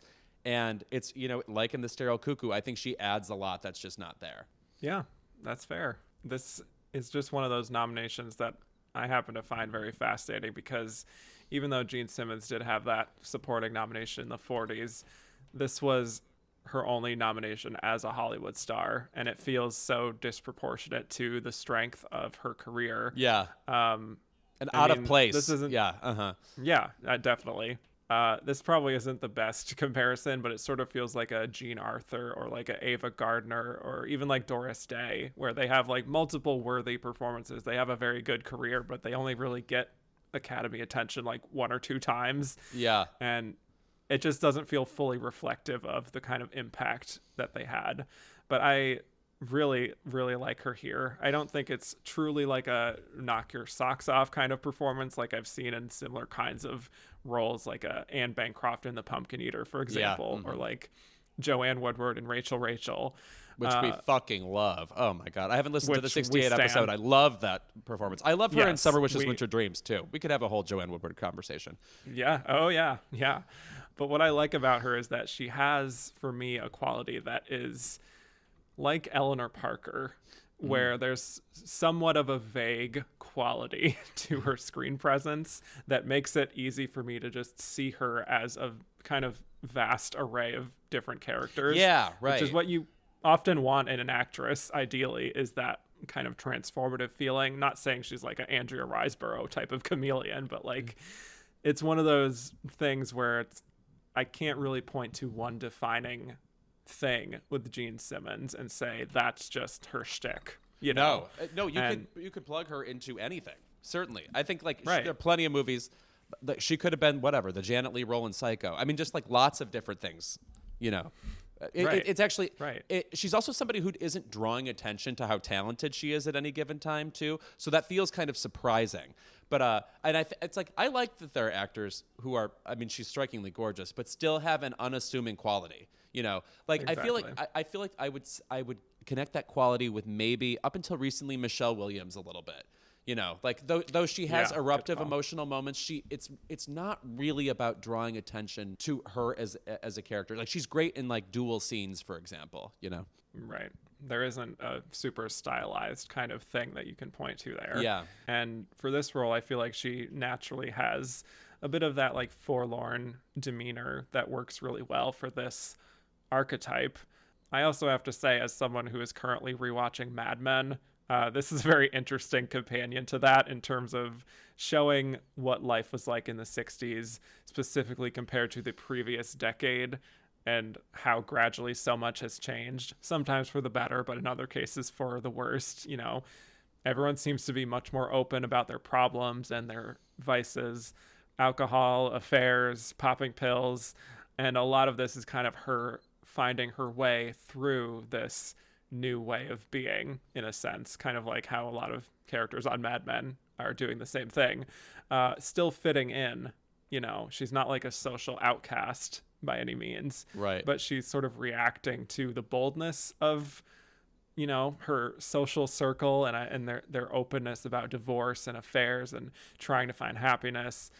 All of this is to say that I think Jean Simmons operates very well in this, at least as an audience surrogate, because she has just like this natural curiosity, I find, but she's also unsure about like whether any of her friends' suggestions can really fix her own unhappiness. And she just has a kind of like even tone to where like another person could look at her and think she's just a regular person having a regular life who doesn't have any more overt problems than anyone else, because she presents herself in public as well-adjusted and even hip at times, you know. Yeah.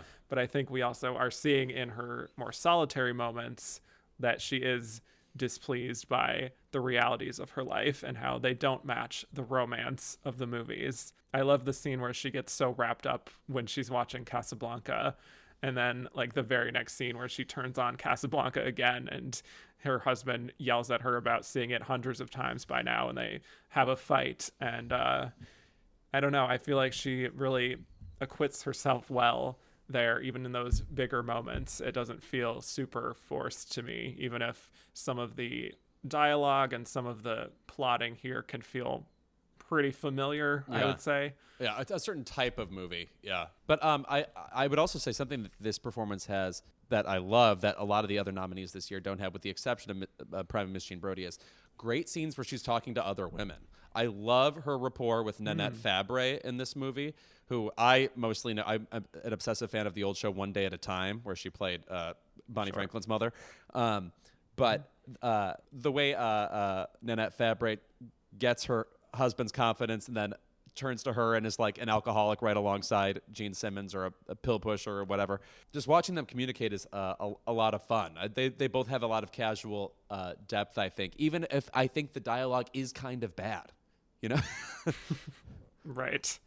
Yeah. And of course, her rapport with Shirley Jones too is fabulous. Yeah, I did also want to talk about that, having Shirley Jones here as this college friend of hers she hadn't seen in a while. She's kind of like, you know, this sort of archetype as well. But also I love how Jean Simmons, you're kind of trying to understand her friend's way of living her life as a kind of like hedonistic woman. Shirley Jones is, I think, very good in this, by the way, even with a bit of an archetypal character. love seeing the two of them again after Elmer Gantry, as previously mentioned, in a very different kind of setup here. But yeah, I think it is definitely refreshing to see the Bechdel test confirmed. Yes. I could say that. I'm curious what your thoughts are on the whole Bahamas sequence of the film. Yeah. I'm trying to even compare it to another movie. Well, her takeaway from like when she has that like sort of fling with the guy who has the fake accent or whatever, it reminds me, her takeaway, and she flies home eventually. It reminds me of Olympia Dukakis in Moonstruck when she almost has the affair with John Mahoney, and she says, I forget the exact wording, but I don't have to do this because I know who I am. Like, Right.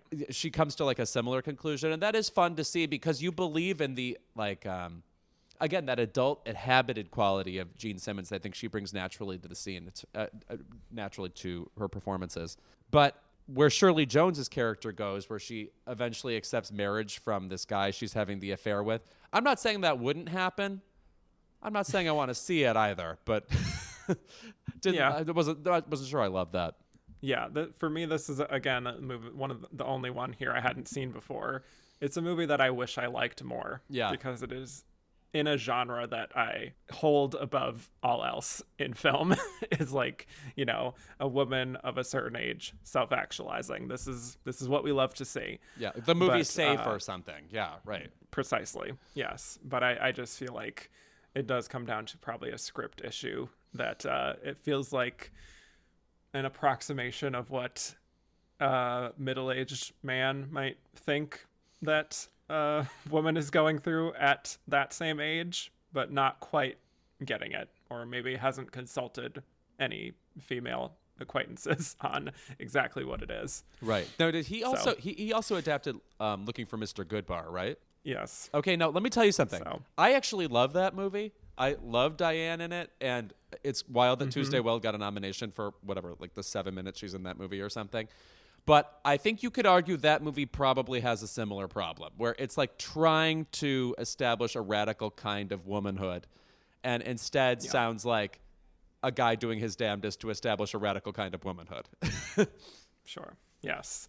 Unfortunately, I still haven't seen that. Again, another one notoriously hard to track down. Oh, I had to see it at a theater in New York. I want to thank Louis Jordan, fellow Oscars fan, and Tuesday Weld stan for dragging me to it. Yeah, I think that's like some kind of music rights issue that it isn't able to be streamed or whatever. But I think one great scene for her is the flashback that we get of her overdosing on sleeping pills. Yes. And then they're like forcing the tube down her throat at the hospital, which is quite harrowing. But I do think the way that she reveals why she was led to take those pills, which is that, her husband had an affair and whatnot. It's obviously a cliche, but I do think she really sells the despair of that. And you feel like the years on her face, especially in that moment, it feels weathered, even though she is still a striking actress at this time. It's you feel the weight of all of those years of kind of wasting away and not reaching her full potential, and feeling like she woke up one day and it's suddenly like 13 years later and she doesn't know what happened. So even just her really taking that sobriety test is bracing really good stuff. That's really good. In fact, it's like it's the yang to the scene in Guys and Dolls where she's drunkenly dancing. Actually, maybe Gene Simmons is one of our greatest drunk actors, come to think of it. Yeah, take that, Susan Hayward. Yeah. I love also that whole montage of her going around town, doing whatever she wants, trying on new clothes, getting drunk in the middle of the day. Yeah, she's dressed like a Romanov. Yeah. Yeah, she commits to it. And that scene in the police station of kind of wobbling around and then just like shaking and then breaking down. She weirdly makes it feel authentic. It's one of these performances where it's hard for me to point to this, that, or the other thing and say, this is what makes it brilliant.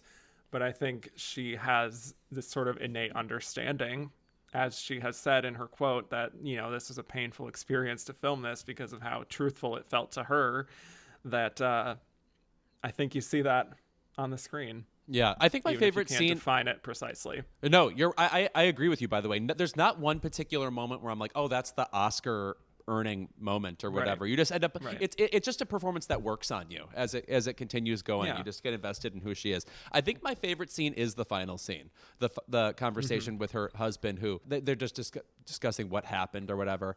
And it's sort of romantic. Like there's almost this feeling of like, oh, are we still in love actually? And then she asks him finally, well, if you could do it all again, would you? And the look on his face just says, actually, no. And in that moment, it really is a heartbreaking place to end the movie on. So I think also that's something that helps this movie. And I always say, like, a strong ending scene or moment in a movie is what lands an Oscar nomination ultimately. Like, I think, for instance, with The Fabelmans this year, the final moment where he runs out of John Ford's office and we get that final joke about the horizon, that, to me, like, sold it as, oh, this is a good movie, even if it really is just a good moment that we really like, Right. Yeah.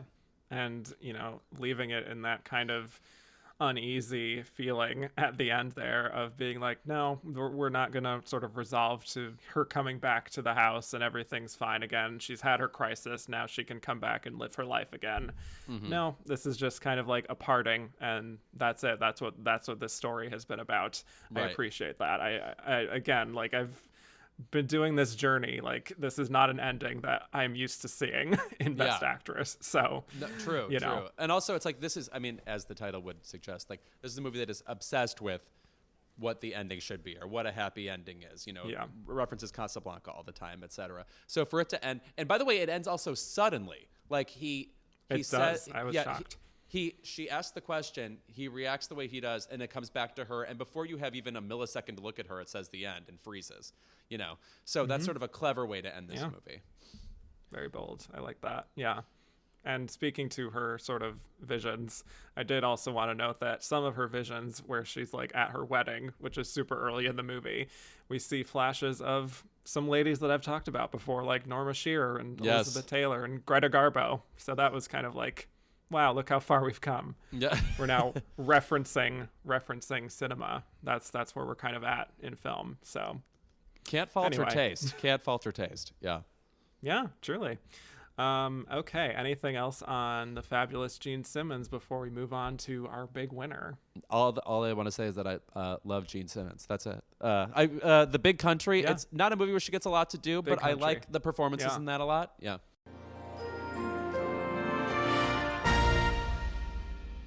Let's move on to our big winner, Dame Maggie Smith in the prime of Miss Jean Brodie. I love that you can't even say the title without like going into like I have to tell you I'm like overwhelmed even beginning to talk about this movie because it's so amazing. She's so go ahead. Yeah. Gather, yes. Take a breath. I'll do my introduction here. Go ahead. Gather. I'll do some laps. Okay. Yes. Very excited to be talking about Maggie Smith finally, who's another one who again got that previous supporting nomination for Othello, a movie in which Laurence Olivier performs in blackface. Other than that, still holds up. Yes. Other than that, yeah. But she's fine in it. I think this is a pretty sizable improvement. I don't think many people would argue with that, but just to say a few words on her background, Maggie Smith, she acted on the stage, film, TV since the 50s. Very respected, one of the great British dames of the theater. She got a Golden Globe nomination for New Star of the Year for the my favorite category. Back in 1963. We should bring that back. She had BAFTA nominations. She was in The Pumpkin Eater, as we talked about in that episode, as the wonderfully named Philpot. Just gonna leave that there. But yeah, her biggest breakout role was for Prime of Miss Jean Brodie, which is this great, juicy lead performance. Interesting backstory of how she got the part, because she was offered the original play, but she turned it down, and Vanessa Redgrave played her on the stage. And then when the movie was being made, Vanessa Redgrave was offered to adapt her performance to the screen, but she turned it down, and it went to Maggie Smith. So interesting kind of like roundabout situation there. I also wanted to note that the reason that Vanessa Redgrave turned down the movie is she didn't want to play, and I quote, that proto-fascist part again. That does sound like Vanessa Redgrave. I have to say, I believe you. Right. It really is. Yeah. And also the director actually said that like he was fine. He didn't even want Vanessa Redgrave anyway. So I guess it all worked out in the end. But The Prime of Miss Jean Brodie, it's about this school teacher for girls named Jean Brodie. And it's 1930s. She's teaching her girls with a more liberal-minded approach, trying to give them truth and beauty and all that wonderful stuff, and often is going outside of the very strict curriculum that's been put in place. She has her favorites of her girls, which are referred to as the Brodie set, and she also is in this kind of love triangle with different men who work at the school, and all these elements converge towards the climax when one of her students in the Brodie set starts to orchestrate her downfall, you could say. So, yes, let's get into it. Maggie Smith in this performance that you have called your favorite Best Actress win of all time. Defend this performance. Well, I will just say, first of all, that like a big thing about this movie is if you're reading just what Jean Brodie says, she believes in such repugnant things, or at the very least, extremely ridiculous things. And you're like, where is this woman coming from, etc. Except you're not thinking, where is this woman coming from? Because you are so in her thrall. The pure charisma of everything she says, I would compare it maybe to Cher in Clueless, as in Alicia Silverstone, who there's just like a core of believing in whatever she says no matter what, not dependent on how much actual information is there or earned perspective, for example. There's just literally when Jean Brodie, who is somebody who should have a downfall based on certain things she espouses in the movie, I literally almost can't even watch it because I just want to be in the Brodie set and believe in her as like my cult leader lady who drags me along and has just amazing comic flourish, sometimes almost like a satirical kind of delivery, like she's playing someone making fun of a headmistress almost. But again, she has such self-belief that it never plays as cartoonish. Even though another character literally says about her, she always looks so extreme.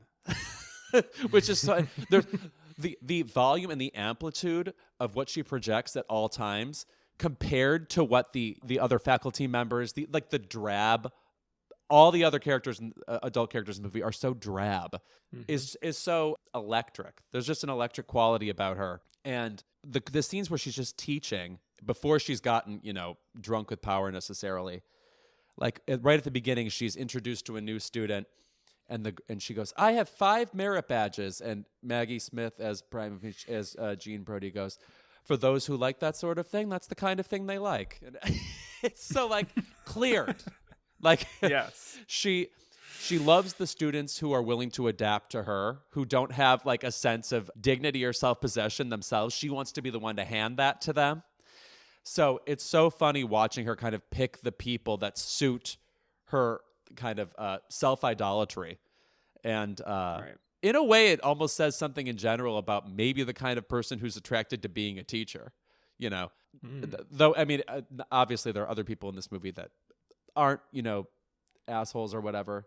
Though I will say, for a movie that I love and would call a 10, I truly hate whenever a man is on screen in this movie. I hate the men in this movie. I hate Mr. Lloyd. I hate Mr. Lowther. I hate, it's 2 seconds into the movie before Mr. Lloyd is all but raping Jean Brodie in a bathroom. She escapes, but they are so awful that you just want to get back to Jean Brodie, even if she loves Mussolini for bringing what's her whole thing? He brought the birds back or something to Italy. It's so funny. Yeah. Yeah, it's wild. I would definitely agree the love story aspect of this. I honestly don't even pay attention to when I'm sort of thinking about this performance in this film. It's so incidental to what the real meat of this story is. But I mean, like, Maggie Smith, I find to be such a wonderful screen presence. Her comic delivery is so on point, and I think it remains on point even like all these decades later. Even with things like Downton Abbey just like completely is capitalizing on that, and she got 3 Emmys for that, just for like her one-liners. Like, that's it.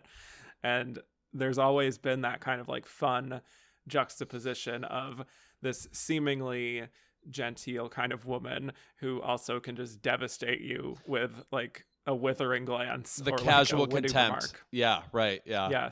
Yes, which I think is really something she got from her theater background, just her knowledge of what plays well to an audience. And I think she does that to absolute perfection here. Like, she's funny, she has her convictions, she's heartbreaking at times, she's really everything you want in a complex character, and she's really clever and devastating in her line deliveries that it feels like a real tour de force, honestly. I think something I love specifically is the blend of how in her own mind she does care for the girls. Like, she does, I think, believe like, I'm helping them and they need this, and I'm bringing something urgent to this profession and to their lives that, you know, you're all conspiring to deprive them of.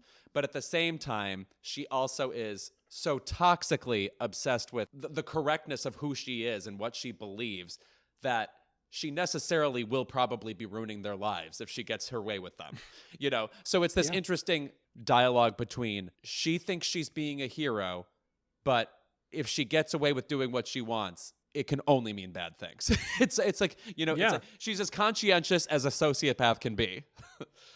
Sure. Yes. She does kind of self-mythologize, I think, which is what makes her such an interesting person. Even from the start, like, you're kind of intoxicated by her. She's got the hat, she's got the fabulous scarf, like the perfect posture as she's biking into the school, and this kind of sunny disposition without being too over the top. She's just that confident in herself, and you see why she would attract this kind of following of the Brodie set, or have men fawning over her, and the way that she speaks with such passion and love, like, even when it's for her problematic views about Mussolini or Franco, like her seeming love of fascism in general as a concept. Like, she has a way of delivering her message with so much magnetism that you just want to be in her orbit. Like, you can't help but be attracted to her energy, which is what makes the thematic elements of the film so fascinating. And to bring it back to what we were talking about early on, you know, I have seen some comparisons made to this and Cate Blanchett in Tar. Definitely. In the sense that, like, we're following this woman of a certain stature who is recognized for her artistry and her leadership tactics. And as the film goes on, we are sort of gradually deconstructing the myth of that and really examining that behavior beyond their sort of surface level accomplishments. And I love Tar. I think it's like a modern day masterpiece, and Cate Blanchett is so towering in that. But I actually find the approach that this film takes to be almost even more fascinating, in the sense that it's not as obvious to me who, like, the hero is, who the villain is. Because when you look at, like, Jean Brodie, she has a warm, kind of welcoming presence, but she also has those views, and she wields her power in a way that is a little too dangerous and can put certain ideas in the minds of her kids. And then, like, with Sandy, the Pamela Franklin character, amazing performance, by the way. Yes. She is so serious and almost ruthless in her takedown of Jean Brodie that you don't really want to root for her, even if she's in the right, kind of. And there's just this really fascinating gray area that both Maggie Smith and Pamela Franklin kind of play in, that makes it feel very ahead of its time. Yeah, and I want to add the Celia Johnson character too. Like, I mean, she's right. Great to see her again, by the way. Of course, one of the great Best Actress nominations. I think most people would say she probably should have won that year. Correct. But no, in this movie, like, obviously Jean Brodie, there's no reason for her to want to divert from the curriculum that much. Like, if you want to divert that much, like, start your own school, like that type of, you know, it's that level of it. So it's like, you sympathize with the Celia Johnson character, but at the same time, a lot of why she wants to take down Ms. Jean Brodie is like pettiness. So it's like you can't really sympathize with her either. Again, even though Jean Brodie is presenting you time and again with reasons she is like utterly disturbing, basically. You know, the motivation, like, there's an ugliness to a lot of the other characters in certain ways that's really interesting. I have a story about Pamela Franklin, oddly enough. And looking her up, because I hadn't seen much of her before. She's been in a couple other horror movies and stuff. She's in an Orson Welles movie. One of the factoids about her is that her family runs a bookstore in West Hollywood, which is where I happen to live. And it's right next to this place I eat all the time. And so one day I was like, what if I just walk in there? And so I just, like, walked down the street. It's right off Sunset Boulevard. It's a bookstore called Mystery Pier. met her husband and her son. They're still working there. And like it's still her place. It's a place where you can get like signed scripts and stuff. There's like a signed script of like Peter O'Toole and the ruling class, like lots of old stuff like that. Rare books, used books and stuff. And I met her husband. She was talking about how they met on the set. They both worked on some awful Orson Welles movie. And anyway, they're just around. So and they met like the year after Gene Brodie. So they've been married 50 years or something. But yeah, it's a very awesome performance. And also, by the way, they do a really good job of convincing you she's a little kid when that movie starts. She looks like a little kid, even though she's like 18 or 19 or something. Yeah, I feel like I kept like trying to figure out the ages that of these characters as they progress through the film. But I really love the scene where she is, Maggie Smith is, as Gene Brodie, is expressing some concern about Sandy and her kind of proclivity for like peering at people. Yeah. But also still kind of praising her intellect at the same time. It's kind of like a compliment sandwich, essentially. Yes. I love that scene between the two of them because you really feel like these two that like they're almost peers in a way. Yes, even though there is that very obvious power imbalance. You see like almost like a game recognized game moments there. Yeah, totally. I mean, just the tossed off asides from I mean, I think that the most pleasurable moments in the film that even get away from like the major themes we're discussing is just Gene Brodie contending with somebody. So Gene Brodie versus Celia Johnson, Gene Brodie versus Pamela Franklin, or versus Mr. Lloyd, or whoever she has to fight with, because she's so built for those moments, for like defending herself against somebody standing up to her. She's used to being more powerful than any one combatant. I mean, like when Celia Johnson sets the meeting with her for 4:15, and she goes, she seeks to intimidate me with the use of quarter hours. Just like so fucking funny. So funny. I really love that scene where Celia Johnson's reading the letter that was found. Yes. That's like this forgery of a love letter from Gene to Lloyd. And I love kind of like her stifled laughter there as she's listening to like someone as stuffy as the Celia Johnson character reading this. Right. Really great. And she points out how it's two different writers that just like dresses down the situation immediately. Yeah. Yeah. She has like her points for each sort of offense that is thrown her way. Like she's got it. So. Also, when she ends up screaming at Celia Johnson's character with that big monologue, and I am a teacher, and she's up on the desk, and she concludes with, and Mr. Lothar's teaching me to play the mandolin. It's so, oh my God, it's just the things that matter to her and the quote unquote passion with which she delivers it are so. Such a scream. There's no other way to put it. This performance is such a scream. You can't not have like it is. Like hold your own gut and like cackle, gag at the things that come out of her mouth. Yeah, this feels like the most interactive performance here. Yes, totally. I would watch this movie in a group with like a bunch of gays and absolutely just like start howling at her.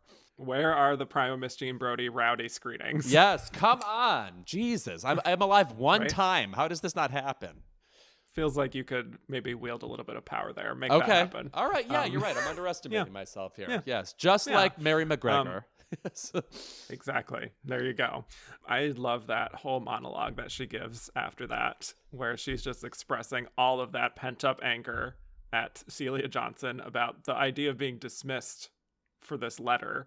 And really, it's like that moment right there is that she wins the Oscar, I think. It's like the scene in Erin Brockovich, like when Julia's just like going off on that lawyer and ends the whole thing with saying like she has ugly shoes. Like that's this moment right here. Yeah. And I think, you know, it's great as like its own isolated kind of Oscar clip, but it's also earned within the movie because you see her with her back up against the wall here, just like fighting for what she believes in and what she thinks is her calling, which is to teach these girls and make an impact somehow. And she's just irate that this sort of petty rivalry could just throw it all away. Right. So, right. Yeah. I love her obsession also with just calling herself in her prime. I just like as if like she's just slipped into this moment where she is in this God level. It's like she's complimenting herself for being the absolute picture of human perfection in this given moment, and you all get to experience it. Me in my prime. It's so amazing. Yes. I wish I had that kind of self-reflection Yes. to know that I'm in my prime. Yeah. You know what? This is it actually. Yes. Yeah. I also love, one of the few moments in the movie without her that I really love are when the girls are like practicing the dancing in one of their houses, and they're just, they're talking about Jean Brodie, and they're like, why, if people say this is the happiest time of my life, does Miss Jean Brodie say she's in her prime? Like they're beginning to parse the strangeness of her and what she says, and it's like they're planting the seeds of her eventually, calling her full of shit or whatever. But like that kind of discussion they're having is what you want to have with your friends. Be like, oh, can you believe what Jean Brodie said the other day? And like, you just like this like cackle and right, and you're like be in comparing awe of notes her and everything. Yes, yeah, totally. Right, yeah. Right. I personally also just love the scene, even though it is very direct and emotional, where she's showing that slideshow and really becoming overcome with emotion as she's talking about like love and relationships, and all of this is happening after her confrontation with, I think, Lloyd. I don't even know. Like the two men for me are almost interchangeable. Right. But yeah, they are. So, she's in her feelings, and she's just kind of letting it all hang out, even in front of all of her students. I think that's a great, masterful kind of like both tragic and comedic scene for her, because you are kind of feeling for her a little bit because of what she's been through, but the kind of like overflowing of emotion juxtaposed with like her just saying this in front of a bunch of school children is just kind of darkly funny. Yes, right. No, it's so again, self-mythologizing. Like she, like, right. I'm sure in some secretive way she's thrilled to have tragedy, so she can use that to like gain the trust of her students even more. Right. Exactly. I don't want to delve too much into the ending for those who haven't seen it, because I do think there are still people who haven't seen this and must watch this and to fully appreciate it. I don't want to fully go into the ending, but I will just say that she handles the developments there that occur with a lot of pathos, and as she's sort of breaking down and realizes that she is now indeed maybe past her prime, she really whatever brings that it home. means. Yeah. Right. Yeah. Yes. Whatever that means in her own mind, she is, working it out. But she really brings it home and gives you enough ambiguity, I think, to feel like this was the natural conclusion to all of this, especially in regard to Sandy, because, you also feel sympathy for her, even in all of her sort of problematic sort of idolizing of certain leaders and of herself. She doesn't have malicious intent, I don't think, right. which At is least, what makes this such a tricky character. Directly. Yeah. And I also just want to say that I love the final shot of the film, which I don't think I'm spoiling anything by saying it's of Sandy. I love that because it really, it's like a twist, like, why are you reacting like that in this moment? Very interesting. Yeah. But no, I mean, like, honestly, though, at the end of this movie, you kind of think now at this point that Jean Brodie will now go on to direct a video game concert in Thailand. There's like, and what next for her? Wow. Yeah. I feel like somehow she ends up working with Mussolini. Yes. Who knows? Yeah, that's right. Like, yeah. On their next project. Yeah. Their next collaboration. So yeah, I feel like this is such a fascinating performance that really feels very modern. Film and performance feels modern to me, and feels like it would be a tricky character in 1969. Like, you look at it now and it feels tricky itself. So I think it's an incredible performance, and I'm looking forward to covering her other lead nomination for Travels with My Aunt in a few episodes, which I know some people don't like. I sure don't. My only other opportunity to talk about her. So yes, her other 4 nominations are in supporting. Right. She's good in it, but it pales in comparison to this movie. But it's there's a clip of Rex Reed on Dick Cavett show in 1969 talking about the best actress race of this year. And I just want to say that, of course, he is extremely annoying. So I'm not touting this conversation at all. But he really compliments himself for wanting Maggie Smith to win. And he makes it seem like at the time, Jane Fonda and Liza Minnelli were the front runners, the people, the ones expected to take home the prize, which is interesting. And a part of that is because this movie was not really a success when it came out initially. So Maggie Smith's name coming up in the nominations was a little bit of a surprise. But I think when you look at all 5 of them together now, like this is like the definitive 5-star performance of all of these. I think we got some 4.5s otherwise, and maybe a 5 for Jane, maybe, So yeah, there really are very few flaws you could find with this performance. It couldn't be done better. As much as I am very curious to see Vanessa Redgrave do it, who is one of my favorite actresses, Zoe Caldwell, who did it on the stage and was obviously unbelievable in Masterclass, a movie which has some parallels to this. Or a play that has some parallels to this. Well, this leads very nicely into our next segment, where we will talk about why it is that Maggie Smith did win, because it is certainly interesting. It's not a performance that was pegged as a super obvious winner from the start, like we've talked about in the past. To talk about some precursors, Geneviève Bujold won the Golden Globe. Jane Fonda won the New York Film Critics Award. She was the cool critics fave. Jean Simmons was described also as a surprise nominee, but she was also nominated at the Golden Globes, as was Jane Fonda, Liza Minnelli, and Maggie Smith. Maggie Smith won at BAFTA, which I think may have been after the Oscars at this time, so not really all that influential. But yeah, let's talk about it. Why do we think Maggie Smith managed to take this one? What do you think? Beyond just the merits of the performance, obviously. Yeah, right. Well, I mean, I think it's just the most addictive character. I think, it's the most, like the flourish she adds, even the way she says the creme de la creme. I think those literally, like the dotting the I's and crossing the T's of that performance really take it from a great and complex performance to additionally a fabulous performance. And I think, like all the other nominees in this category have at least a bit of fabulous in them. But, maybe it's literally that her name is in the title, too. I always say the problem with Roma, or why Yalitza Aparicio was not more of a contender, was the movie should have been called Cleo. Like, there's something about literally putting the character's name in the title that I think does a lot for people and mythologizes the movie and character. That is a fair point. Yeah. I will say I'm not proud of this, but before I watched Clute several years ago, I did think that Jane Fonda's name in the film was Clute. Oh, no, I'm in a trivia league, and they asked me who plays the title character in the movie Clute, and I'm sure everybody was fooled into picking Jane Fonda, not Donald Sutherland. Yeah, just saying. But so for Maggie Smith, I think she was already in the club, quote unquote. She had that previous nomination. Not too far before this, in 65, I believe that was, and compare that to Gene Simmons, that's like 48, that's 21 years ago.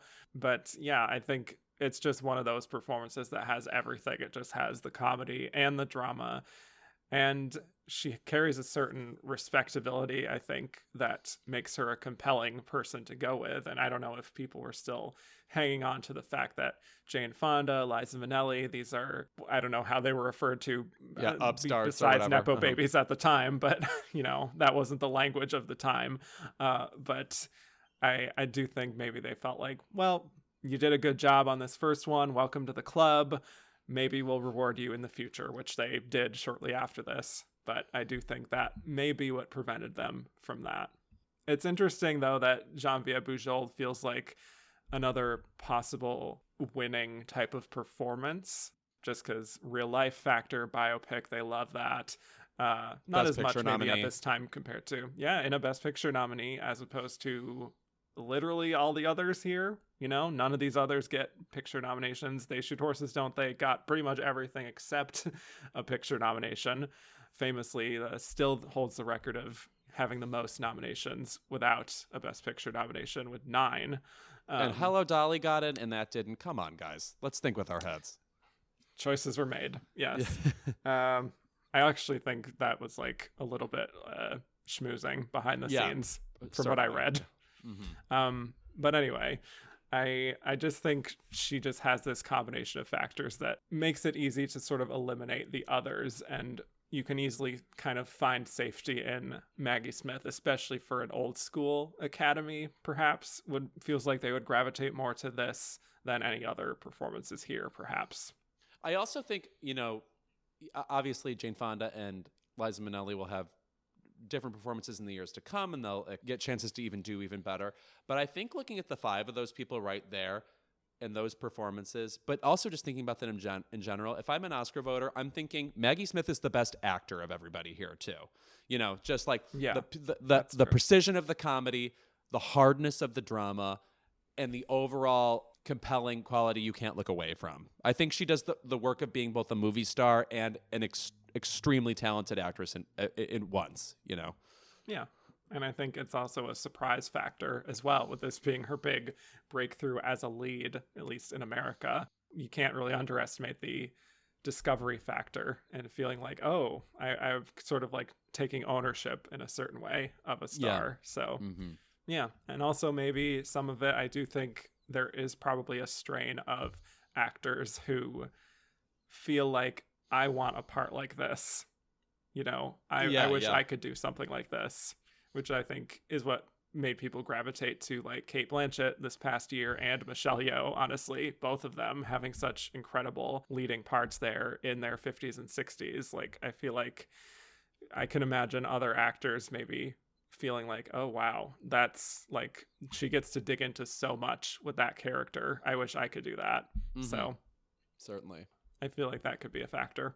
But Maggie Smith was not there to accept, unfortunately. So we don't get a lovely speech for this great performance, unfortunately, much like Elizabeth Taylor for Who's Afraid of Virginia Woolf. And Sandy wish... Dennis, yes. Yeah, and the many Katharine Hepburn wins, of course. Yes. But luckily, things are changing a little bit, and it feels like more and more stars will gradually attend the Oscars again. Right. No, I mean, kind who's of the last person to waves. win and not accept even? I forget who it was. Yeah. All right. Well, I think it's time to break down some of these questions that we got from Twitter. We got quite a few, this being the last episode of the 60s. Dustin Britt said, what is the most 60s performance of this batch? And they say, what makes the 60s feel like such a paradigm shift at the Oscars, including this category? And this is just of the 5 nominated performances? Yes. Well, I think Anne and Anne of the Thousand Days takes an old world of cinema and plugs in a new kind of electric type of angst that is going to be more traditional for women in the 70s. So I think as a bridge between like the 50s and before and the 70s, this performance does that the most. That is a very good point.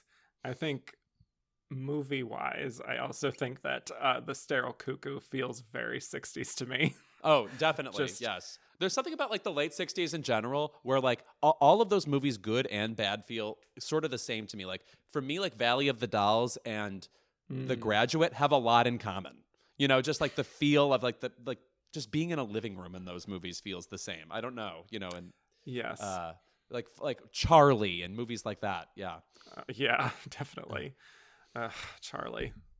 Not a fan of that one. And I think just in general, like what makes this feel like a paradigm shift is that the production code is being done away with. So we can do a whole lot more stuff, you know. Dominic Wakeford said, Muriel Spark, the author of The Prime of Miss Jean Brodie, said, a lot of my other books are overlooked due to Maggie Smith. Lots of people think that she wrote it. Do you think her performance overwhelms what is actually a much more complex narrative? Well, unfortunately, I wanted to do that because it's so. God bless Muriel Spark and the original material, but Maggie Smith, she's just the new plus ultra. I mean, again, as much as I love Vivian Lee's 2 wins or whatever, I still think this is the most sensationally spiky and unexpected and eye-poppingly fabulous Best Actress win. Yeah, I agree. I'm okay with it overwhelming. Yeah, the more complex narrative. Sorry, Muriel. Christoph said, how happy are you to see Celia Johnson again? Do you think she came close to a nomination in supporting? I'm very happy. I love this pattern we have now, just like with Bessie Love showing up in Isadora in the last episode. Thrilled to see her again. I just love seeing these older stars popping up in these kind of newish style films and seeing them in a whole other context. It's thrilling.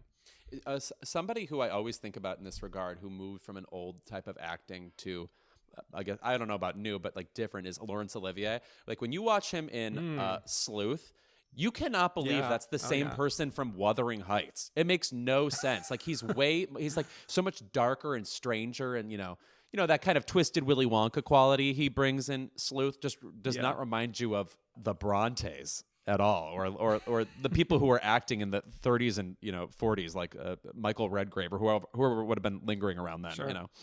Right. Yeah. Fritz said, would you have nominated a supporting actress from Jean Brodie? I mean, tough question for me because I love all the like Catherine Burns in Last Summer. Can't really compare that to another character, and the way it disrupts the movie is that's a movie where it's like I want a nomination to land somewhere, and I don't know if it's quite story, and it wouldn't really be Barbara Hershey or the other two actors, so I think it has to be Catherine Burns. Diane Cannon is one of my all-time favorite nominations there. Maybe I would take out Sylvia Miles for I think Celia Johnson, even though I like Pamela Franklin too. I have to stand for Celia Johnson ahead of her. Yeah.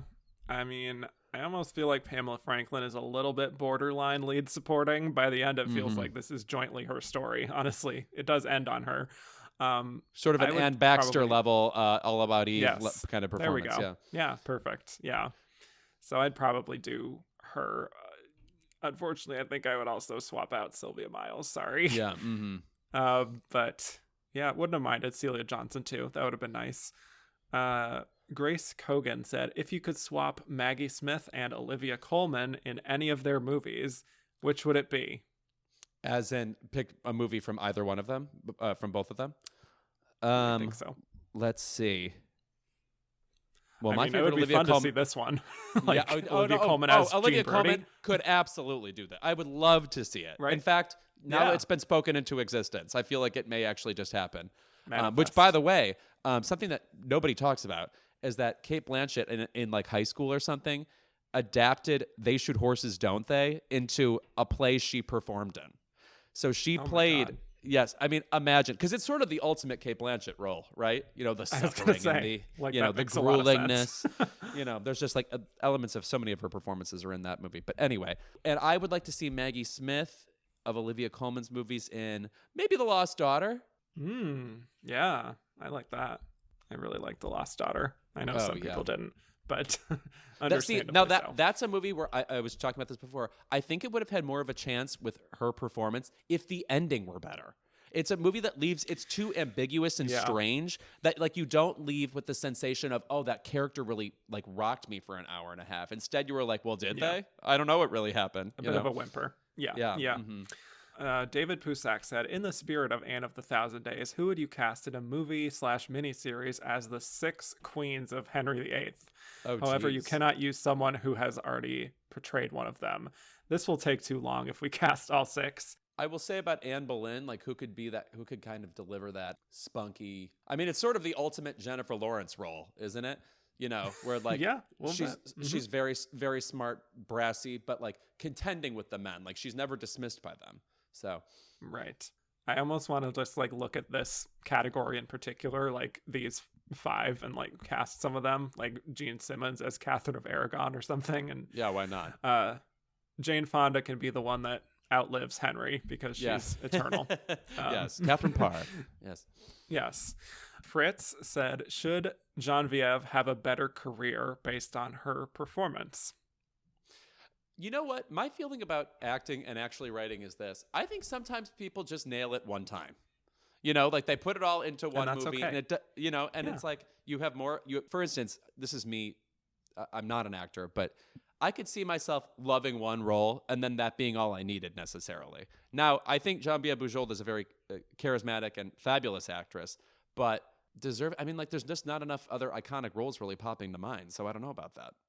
Yeah, I feel like she probably deserved more. I haven't fully studied the reasons behind certain choices or if she took breaks and whatnot and just like her whole philosophy on all this. So I don't want to speak for her. It reminds me Rachel McAdams in a way, like who's always sort of lingering below the A-list in a way. It's like some people I think are just too Canadian to be superstars. And I feel like maybe Geneviève Bujold is one of them. I think now we've solved it. Yes. Yeah. Miles McHale said, They Shoot Horses. My pick for a movie that should have won 3 acting Oscars. Thoughts? I mean, if Jane Fonda had won for that, I mean, I would personally say Jane Fonda's best two performances are They Shoot Horses, Don't They? And Julia. So just in the lineup of everything she did, I would like to have seen those rewarded. That said, I mean, I'm happy she has 2 Oscars anyway. But so I guess he would say Susanna York and Gig Young would be the 2 wins, right? Yeah. Yeah. Would have loved a win for Susanna York. There's not a moment when she's on screen where you're not like completely bowled over what she's doing. And by the way, sometimes she is a dead ringer for Goldie Hawn, which is confusing in this year. Yeah, I was gonna say, yeah. I think it's a fair take. I don't necessarily agree, but they're all like first or second in like whatever my rankings would be for those lineups. So yeah, can't argue with that. Lila said, do you think the cast of They Shoot Horses would have won Best Ensemble if SAG had been a thing back then? I'm thinking. Well, I mean, Midnight Cowboy, unfortunately, having those 2 actors, I just don't know. Yeah. I mean, I feel like SAG would have loved They Shoot Horses, Don't They? It feels like an actor-friendly movie, probably. I would also throw in like Bob and Carol and Ted and Alice. I think that would be an interesting I love that movie. possibility. That's a movie where everybody knows the title, but they don't really know what it's about. Absolutely go see this movie. And Natalie Wood has never been better. Diane Cannon is simply sensational. Amazing. Yes. Sammy Flowers said, what was harder for Jane, having to lug a dead Red Buttons on her back during a derby or having to act against a dead-in-the-eyed Saracen? Wow. But well, I mean, like, That's again, I think that quality works, and it gives her a lot to work with. Like, I kind of do too. Yeah, you know, like he's so doe-eyed, and that gives her a reason to roll her eyes even more. You know, which is part of their whole dynamic. But no, I mean, like, I'm gonna say it wasn't that hard for her to lug Red Buttons around. Again, she looks like the person who's on the Nordic Track box. I mean, just her even then in the late '60s. Yeah, she's got that core strength. Yes. Christoph said, Maggie Smith and Jane Fonda are roughly the same age, 3 years age difference. So which of Jane's roles would you most have wanted to see Maggie play and vice versa? They were famously in California Suite together, not sharing any scenes, but... And Maggie's parts are definitely better than Jane's parts. Yes. Agreed. If I had to pick a Jane movie for Maggie Smith to play. Okay. I'm going to go with Agnes of God. I think I would like to see, first of all, Maggie Smith just smoking that much. And then secondly, just like her being kind of like a detective, I think would be an interesting... I've not seen Maggie Smith really do that. That'd be fun to see. I think it would be interesting to see Jane Fonda in the Maggie Smith character in California Suite of like losing an Oscar. Yeah, her being like Glenda Jackson always shows up or never shows up, always wins. Yeah. Right. I just think that would be fun. I would have Maggie Smith in Monster-in-Law. Which she could easily do. I absolutely would love to see her bludgeoning J-Lo. Yeah, I think that's an on-screen pairing that we desperately need. Moving on to Christoph, who said, would Liza Minnelli still get this nomination if she wasn't Judy's daughter? I think so. I mean, to me, it's compelling from start to finish. I mean, God. I mean, like, who would be the replacement nominee then? I don't know. I mean, they don't specify, but see? I think, not to be like too granular with this, but it's like, it's so indelible to who she is. The fact that she is the daughter of Judy Garland, that like, I guess my answer would be no, because she's a fundamentally different person. Yeah, if that makes sense. Right. Like, she would be way more not puzzling. To get too like meta with it. Yeah. Yes. Yeah. So I hope that answers that question. James Byrne said, Liza's solo shot of dumped by her boyfriend on the phone is heartbreaking and extraordinary. Can any other movie solo phone conversation top what she did?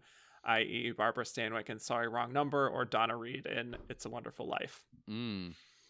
One phone scene I do like a couple years later is when Candice Bergen's getting broken up with in Carnal Knowledge. I don't think it stands up. I just really like that scene. I like Candice Bergen as a dramatic actress. But you're right. There aren't too many, even though it feels like a standard Oscar scene, the woman on the phone in tears.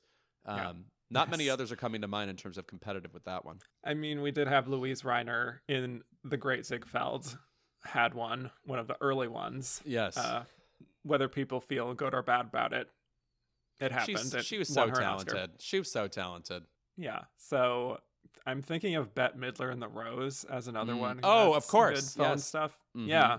Mm-hmm. So Christoph said the biggest box office hit of these 5 films was The Sterile Cuckoo, number 15 of the year. So why is it completely forgotten today? Well, I mean, the rest of Liza's career followed. I mean, just she had these everything that followed for the next decade was an outsized moment. You know, Liza with a Z, or even what she won another Tony for something called The Act.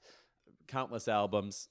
I think it's just a matter of, you know, something had to be forgotten. And I also think there's something a little dated about it. The music, the relatively low stakes feeling of it.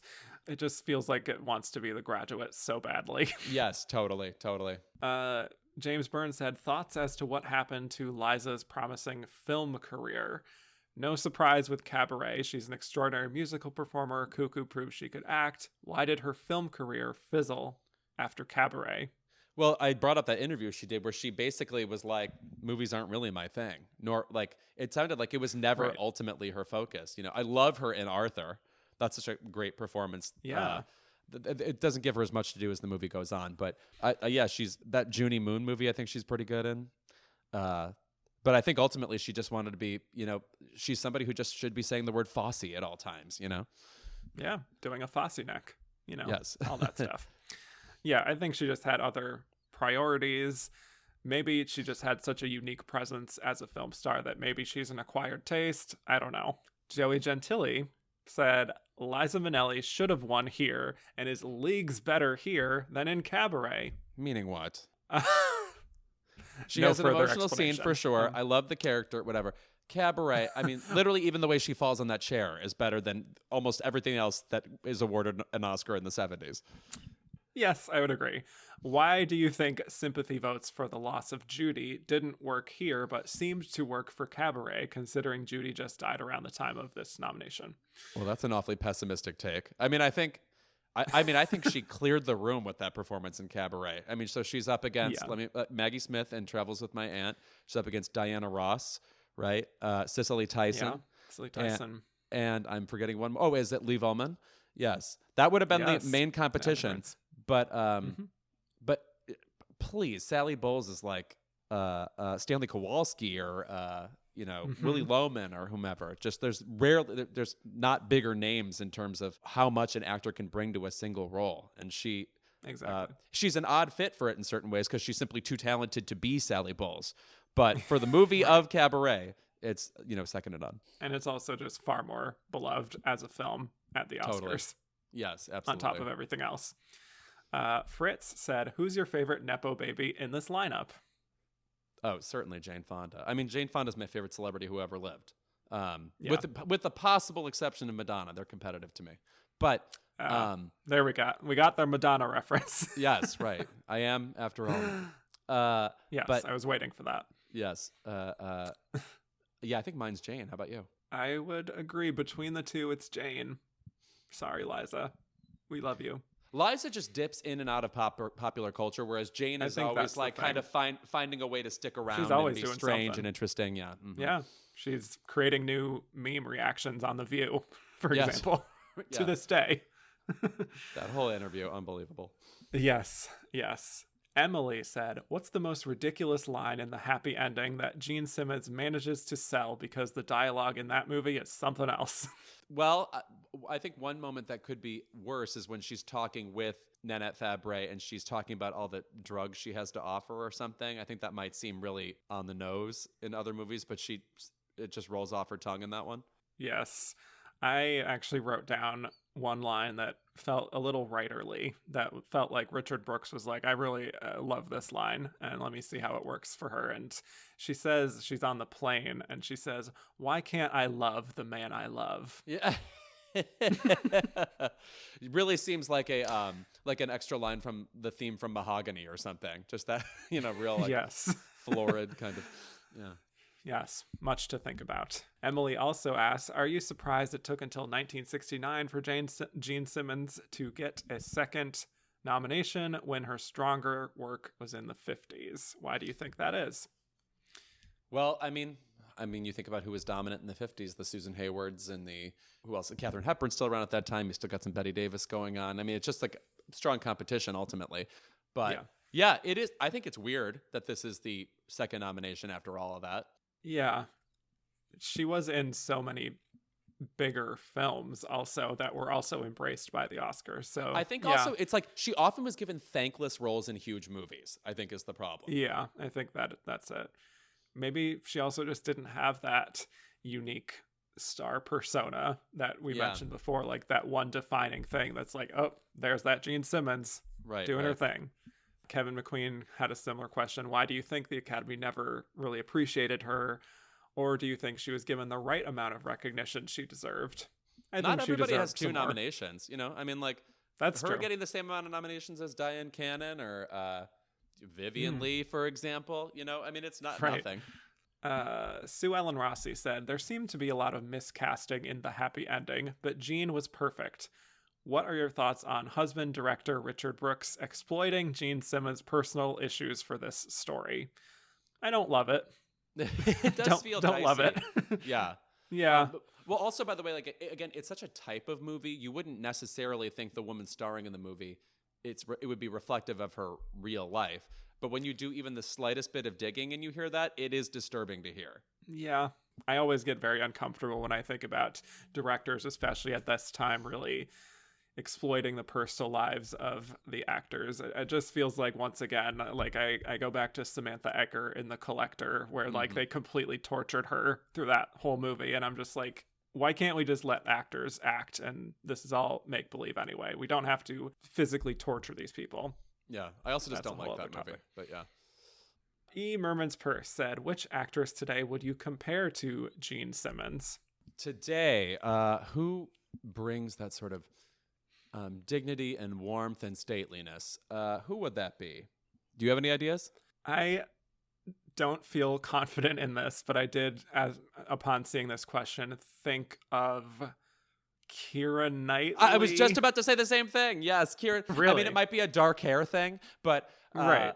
Yeah, but like, I love her. Like a lot of big movies, indie films. She has only 2 nominations, but she's still somewhat popular, but also like she was popular for a time. I don't know how much she still is. Relatively versatile. What is maybe Rooney Mara too?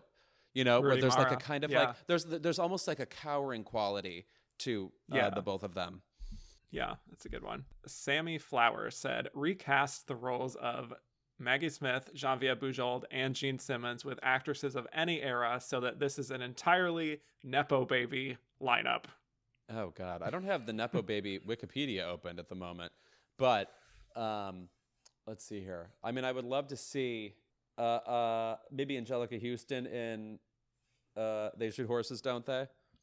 Because she's good with a bleak one-liner, you know? Yeah, that's true. Well, so the implication is that like Jane Fonda and Liza Minnelli would still have those roles. So it's the other 3. Oh, sorry. Yeah, so what I came up with for this, for the Prime of Miss Jean Brodie, Angelina Jolie. Sure, I would love to see it. She has the charisma. Yes, and also just the look. Like if she's your teacher and she looks you in the eye, you feel like the light of the world is shining on you. So I think that works. Yes, I feel like she could attract a following. For Anne of the Thousand Days, I went with Tilda Swinton's daughter, Honor Swinton Byrne, whom we love in the Souvenir movies. Yes, so I think that could be interesting. And then I don't know where this came from. I was just looking at an article of Nepo babies and I'm like, we'll put you in that one. For the happy ending, I went with Drew Barrymore. Yes, I would love to see her bobble through some pills, etc. You know who I think would be good in who kind of could do They Shoot Horses, Don't They? I can't wait. Her name is escaping me right now. Who is Lorraine Newman's daughter who's on Hacks? Hannah Einbinder. Hannah Einbinder. Yes. Yes. I think she would be. She has that kind of like Garofalo-esque eye roll thing going on, you know? Yes, definitely. Cinema Sex Kitten said, rank these actresses by how much fun you think they would have at Woodstock. Topical at the time. Oh, Jesus. Well, it depends on who they would be attending there with. Who would be having the most fun? I'm going to say Jane Fonda rolled with those people anyway. If you're married to Roger Vadim, you probably know some rough and tumble types. This is true. Yeah. And maybe then Liza Minnelli. I feel like Maggie Smith, that wouldn't be, I think she would be number 5. Geneviève then Bujold, then Bujold, then Gene Simmons, yes. Sue Ellen Rossi said, which of these roles would you like to see Michelle Yeoh play in a remake? Jean Brodie. Yeah, that feels like that she's somebody who holds words right. whenever she speaks, you know. Yeah, and I would like to see her in a more flamboyant kind of role, maybe like that. Mm-hmm. I also think she could kind of really do well in They Shoot Horses, Don't They? In terms of like some of the darker moments, the physicality of that. Obviously, she's very good for that. Could see the happy ending, you know. I think most Michelle Yeoh movies have a quality of grueling in them, you know, yes. one way or the other. So I think They Shoot Horses, Don't They also fits. Yeah. Gordon and James Byrne asked the same question, which is that if Goldie Hawn had been run in lead, do you think she could have scored a nomination here? And who would she knock out? I mean, I guess she'd be knocking out Gene Simmons, but probably. I would say no, because I would say it's ultimately a supporting performance. I think so. It's certainly a big performance, and it's memorable in the kind of... And I love Ingrid Bergman in that movie, by the way. I think she's underrated. I love her. I secretly wish that she was here, honestly. Yeah. That's one of my favorites from her. Andrew Carden said, considering how much Ampus otherwise adored Hello, Dolly, why do you think Barbara missed here? Well, I mean, she had just won, so I just don't think there was much urgency to nominate her again, you know? I mean, like, I think, for example, if The Sound of Music were Julie Andrews' first nomination, I think she probably would have won. You know what I mean? Yeah, that's true. Maybe a general feeling that it didn't quite live up to Funny Girl, which is such a towering performance. Yeah, right. Yeah, maybe otherwise, they felt like they were awarding the same thing twice or something. Yeah. Right. I mean, they were certainly in a more dramatic mood this year. We could say that. Kyle Crocodile said, does Carol Channing get nominated if she's cast in the Hello, Dolly film? I'm going to go no. No? God love the woman. Yeah, I would probably agree with that. No. It's that's a different energy to what the rest of this lineup has. Mark Brinkerhoff and Dark Shaka both have the question of, had Women in Love released in the US in 1969, how likely is it that Glenda Jackson would have made this lineup? And who would they have booted out? Again, Gene Simmons. Yes, it would have to be Gene Simmons. I mean, considering she wins next year, there is a strong chance she makes it. So definitely. Right. And also it's like Glenda Jackson is like the exact like arithmetic mean of a few of these people, like Maggie Smith and Jane Fonda, you know, like grit and poise truly. And all those things. Yeah, definitely. A few more questions here, just general 60s questions. Lila said, who of the Best Actress nominees in the 60s gave the best and worst performance, in your opinion? Of winning performances in the 60s? I think this says nominees, but I will limit it to winners just for time. I was going to say, because I think, let's see. You go first, I'm thinking. My best is Elizabeth Taylor in Who's Afraid of Virginia Woolf. I think I would agree, yeah. Ironically, I think my worst is Elizabeth Taylor in Butterfield 8. By the way, I like that performance. I think there are some line readings in Butterfield 8 that are hilarious. And also, again, a movie that ends ridiculously. So I like with like that chase scene, etc. So it's like, if it had ended another way, I don't know that we would characterize it necessarily as, you know, the worst thing on earth or just her winning because we thought she was going to die or whatever. Yeah, but this whole lineup, or all the winners of the 60s are good to great, I would argue. I totally love them all. Yeah. Fritz said, what non-nominee should have been nominated in this decade? Should have been nominated in the 60s. I'm going to throw out Mia Farrow as a very obvious person for Rosemary's Baby. Yeah. Still, I think the actress who's been nominated for the most Golden Globes without an Oscar nomination. That sounds right. Yes. Yeah. Otherwise, I can't say Judy Garland because she was nominated for Nuremberg. There's got to be somebody I'm forgetting. No, I'll just go with that. It's a great answer. Okay. Yeah. This is great. Also from Fritz, pick one Best Actress nominee you have seen so far and describe it with, for those who like that sort of thing, that's the sort of thing they like. I would say Promising Young Woman. I just did not think that movie was good. Wow. Okay. Shots fired. I love it. I mean, nominees that I've seen so far implies up to 69. So I'm going to say, I know she has her fans, but Greer Garson, for those who like that sort of thing, that is the sort of thing they like. And that is all I'm going to say on that. That's something I like about this year's lineup. There's no Greer Garson type performances where it's just, isn't she a wonderful lady? You know, that's... Yes. That's like the whole thrust of her performance, yeah. And that makes her great, yes.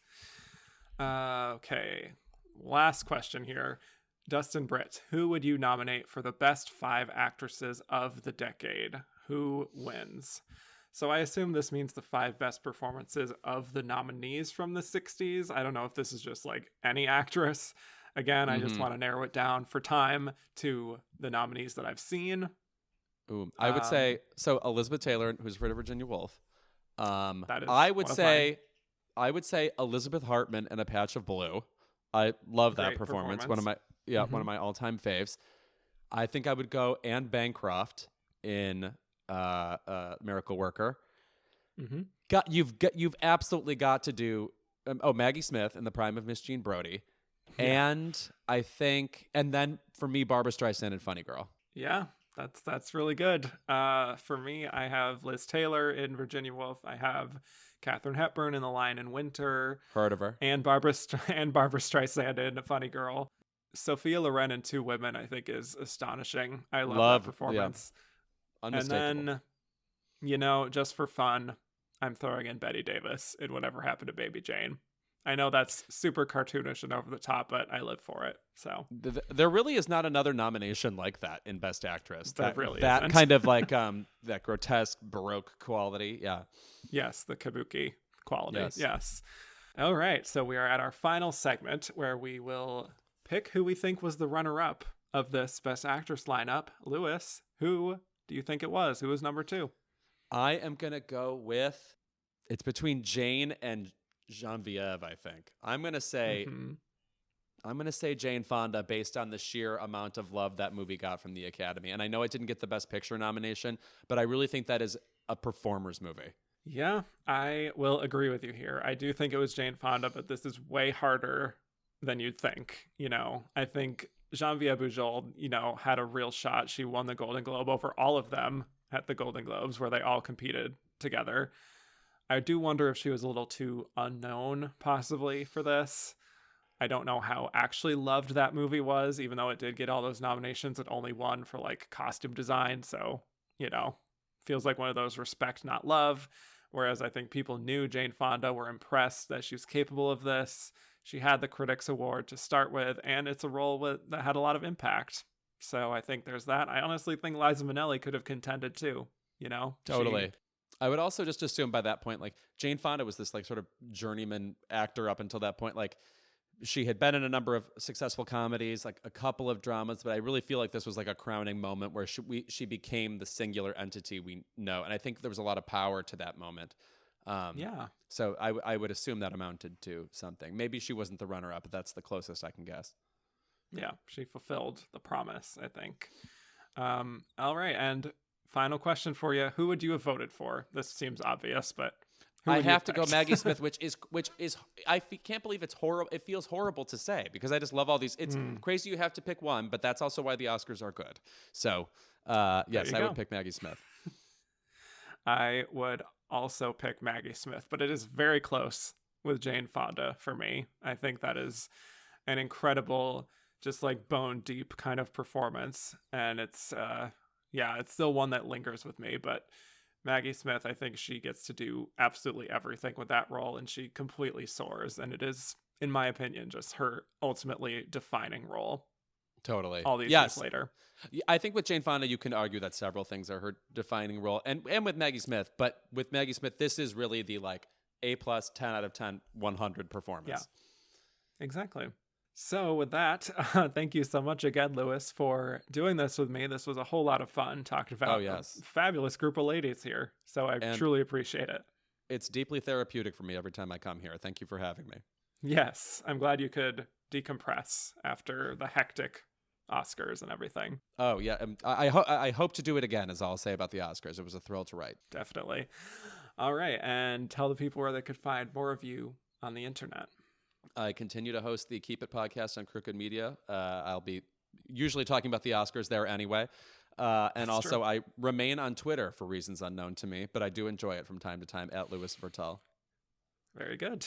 Thank you all so much for listening. You can find me on Twitter at Kevin_Jacobson. The show's at Oscar Runner Up. Instagram at And the Runner Up is. Rate, review, and subscribe if you haven't already. And if you liked what you heard and want to hear more, go to patreon.com/andtherunnerup is, where you can hear a whole bunch of bonus episodes. And that's it for the season. This season, again, really flew by. But I'm very excited to now be entering a very exciting decade, the 70s. And I can announce here that the season premiere of the 70s will be on May 10th, where we'll be covering the 1970 lineup, where the nominees were Jane Alexander in The Great White Hope, Glenda Jackson in Women in Love, Ally McGraw in Love Story, yep, Sarah Miles in Ryan's Daughter, and Carrie Snodgrass. Yes, in Diary of a Mad Housewife, with the winner being Glenda Jackson. So thanks again, Louis. Had a blast. I'll be back, I'm sure. I'll force it on you. Yes. And with that, I will bid you all adieu.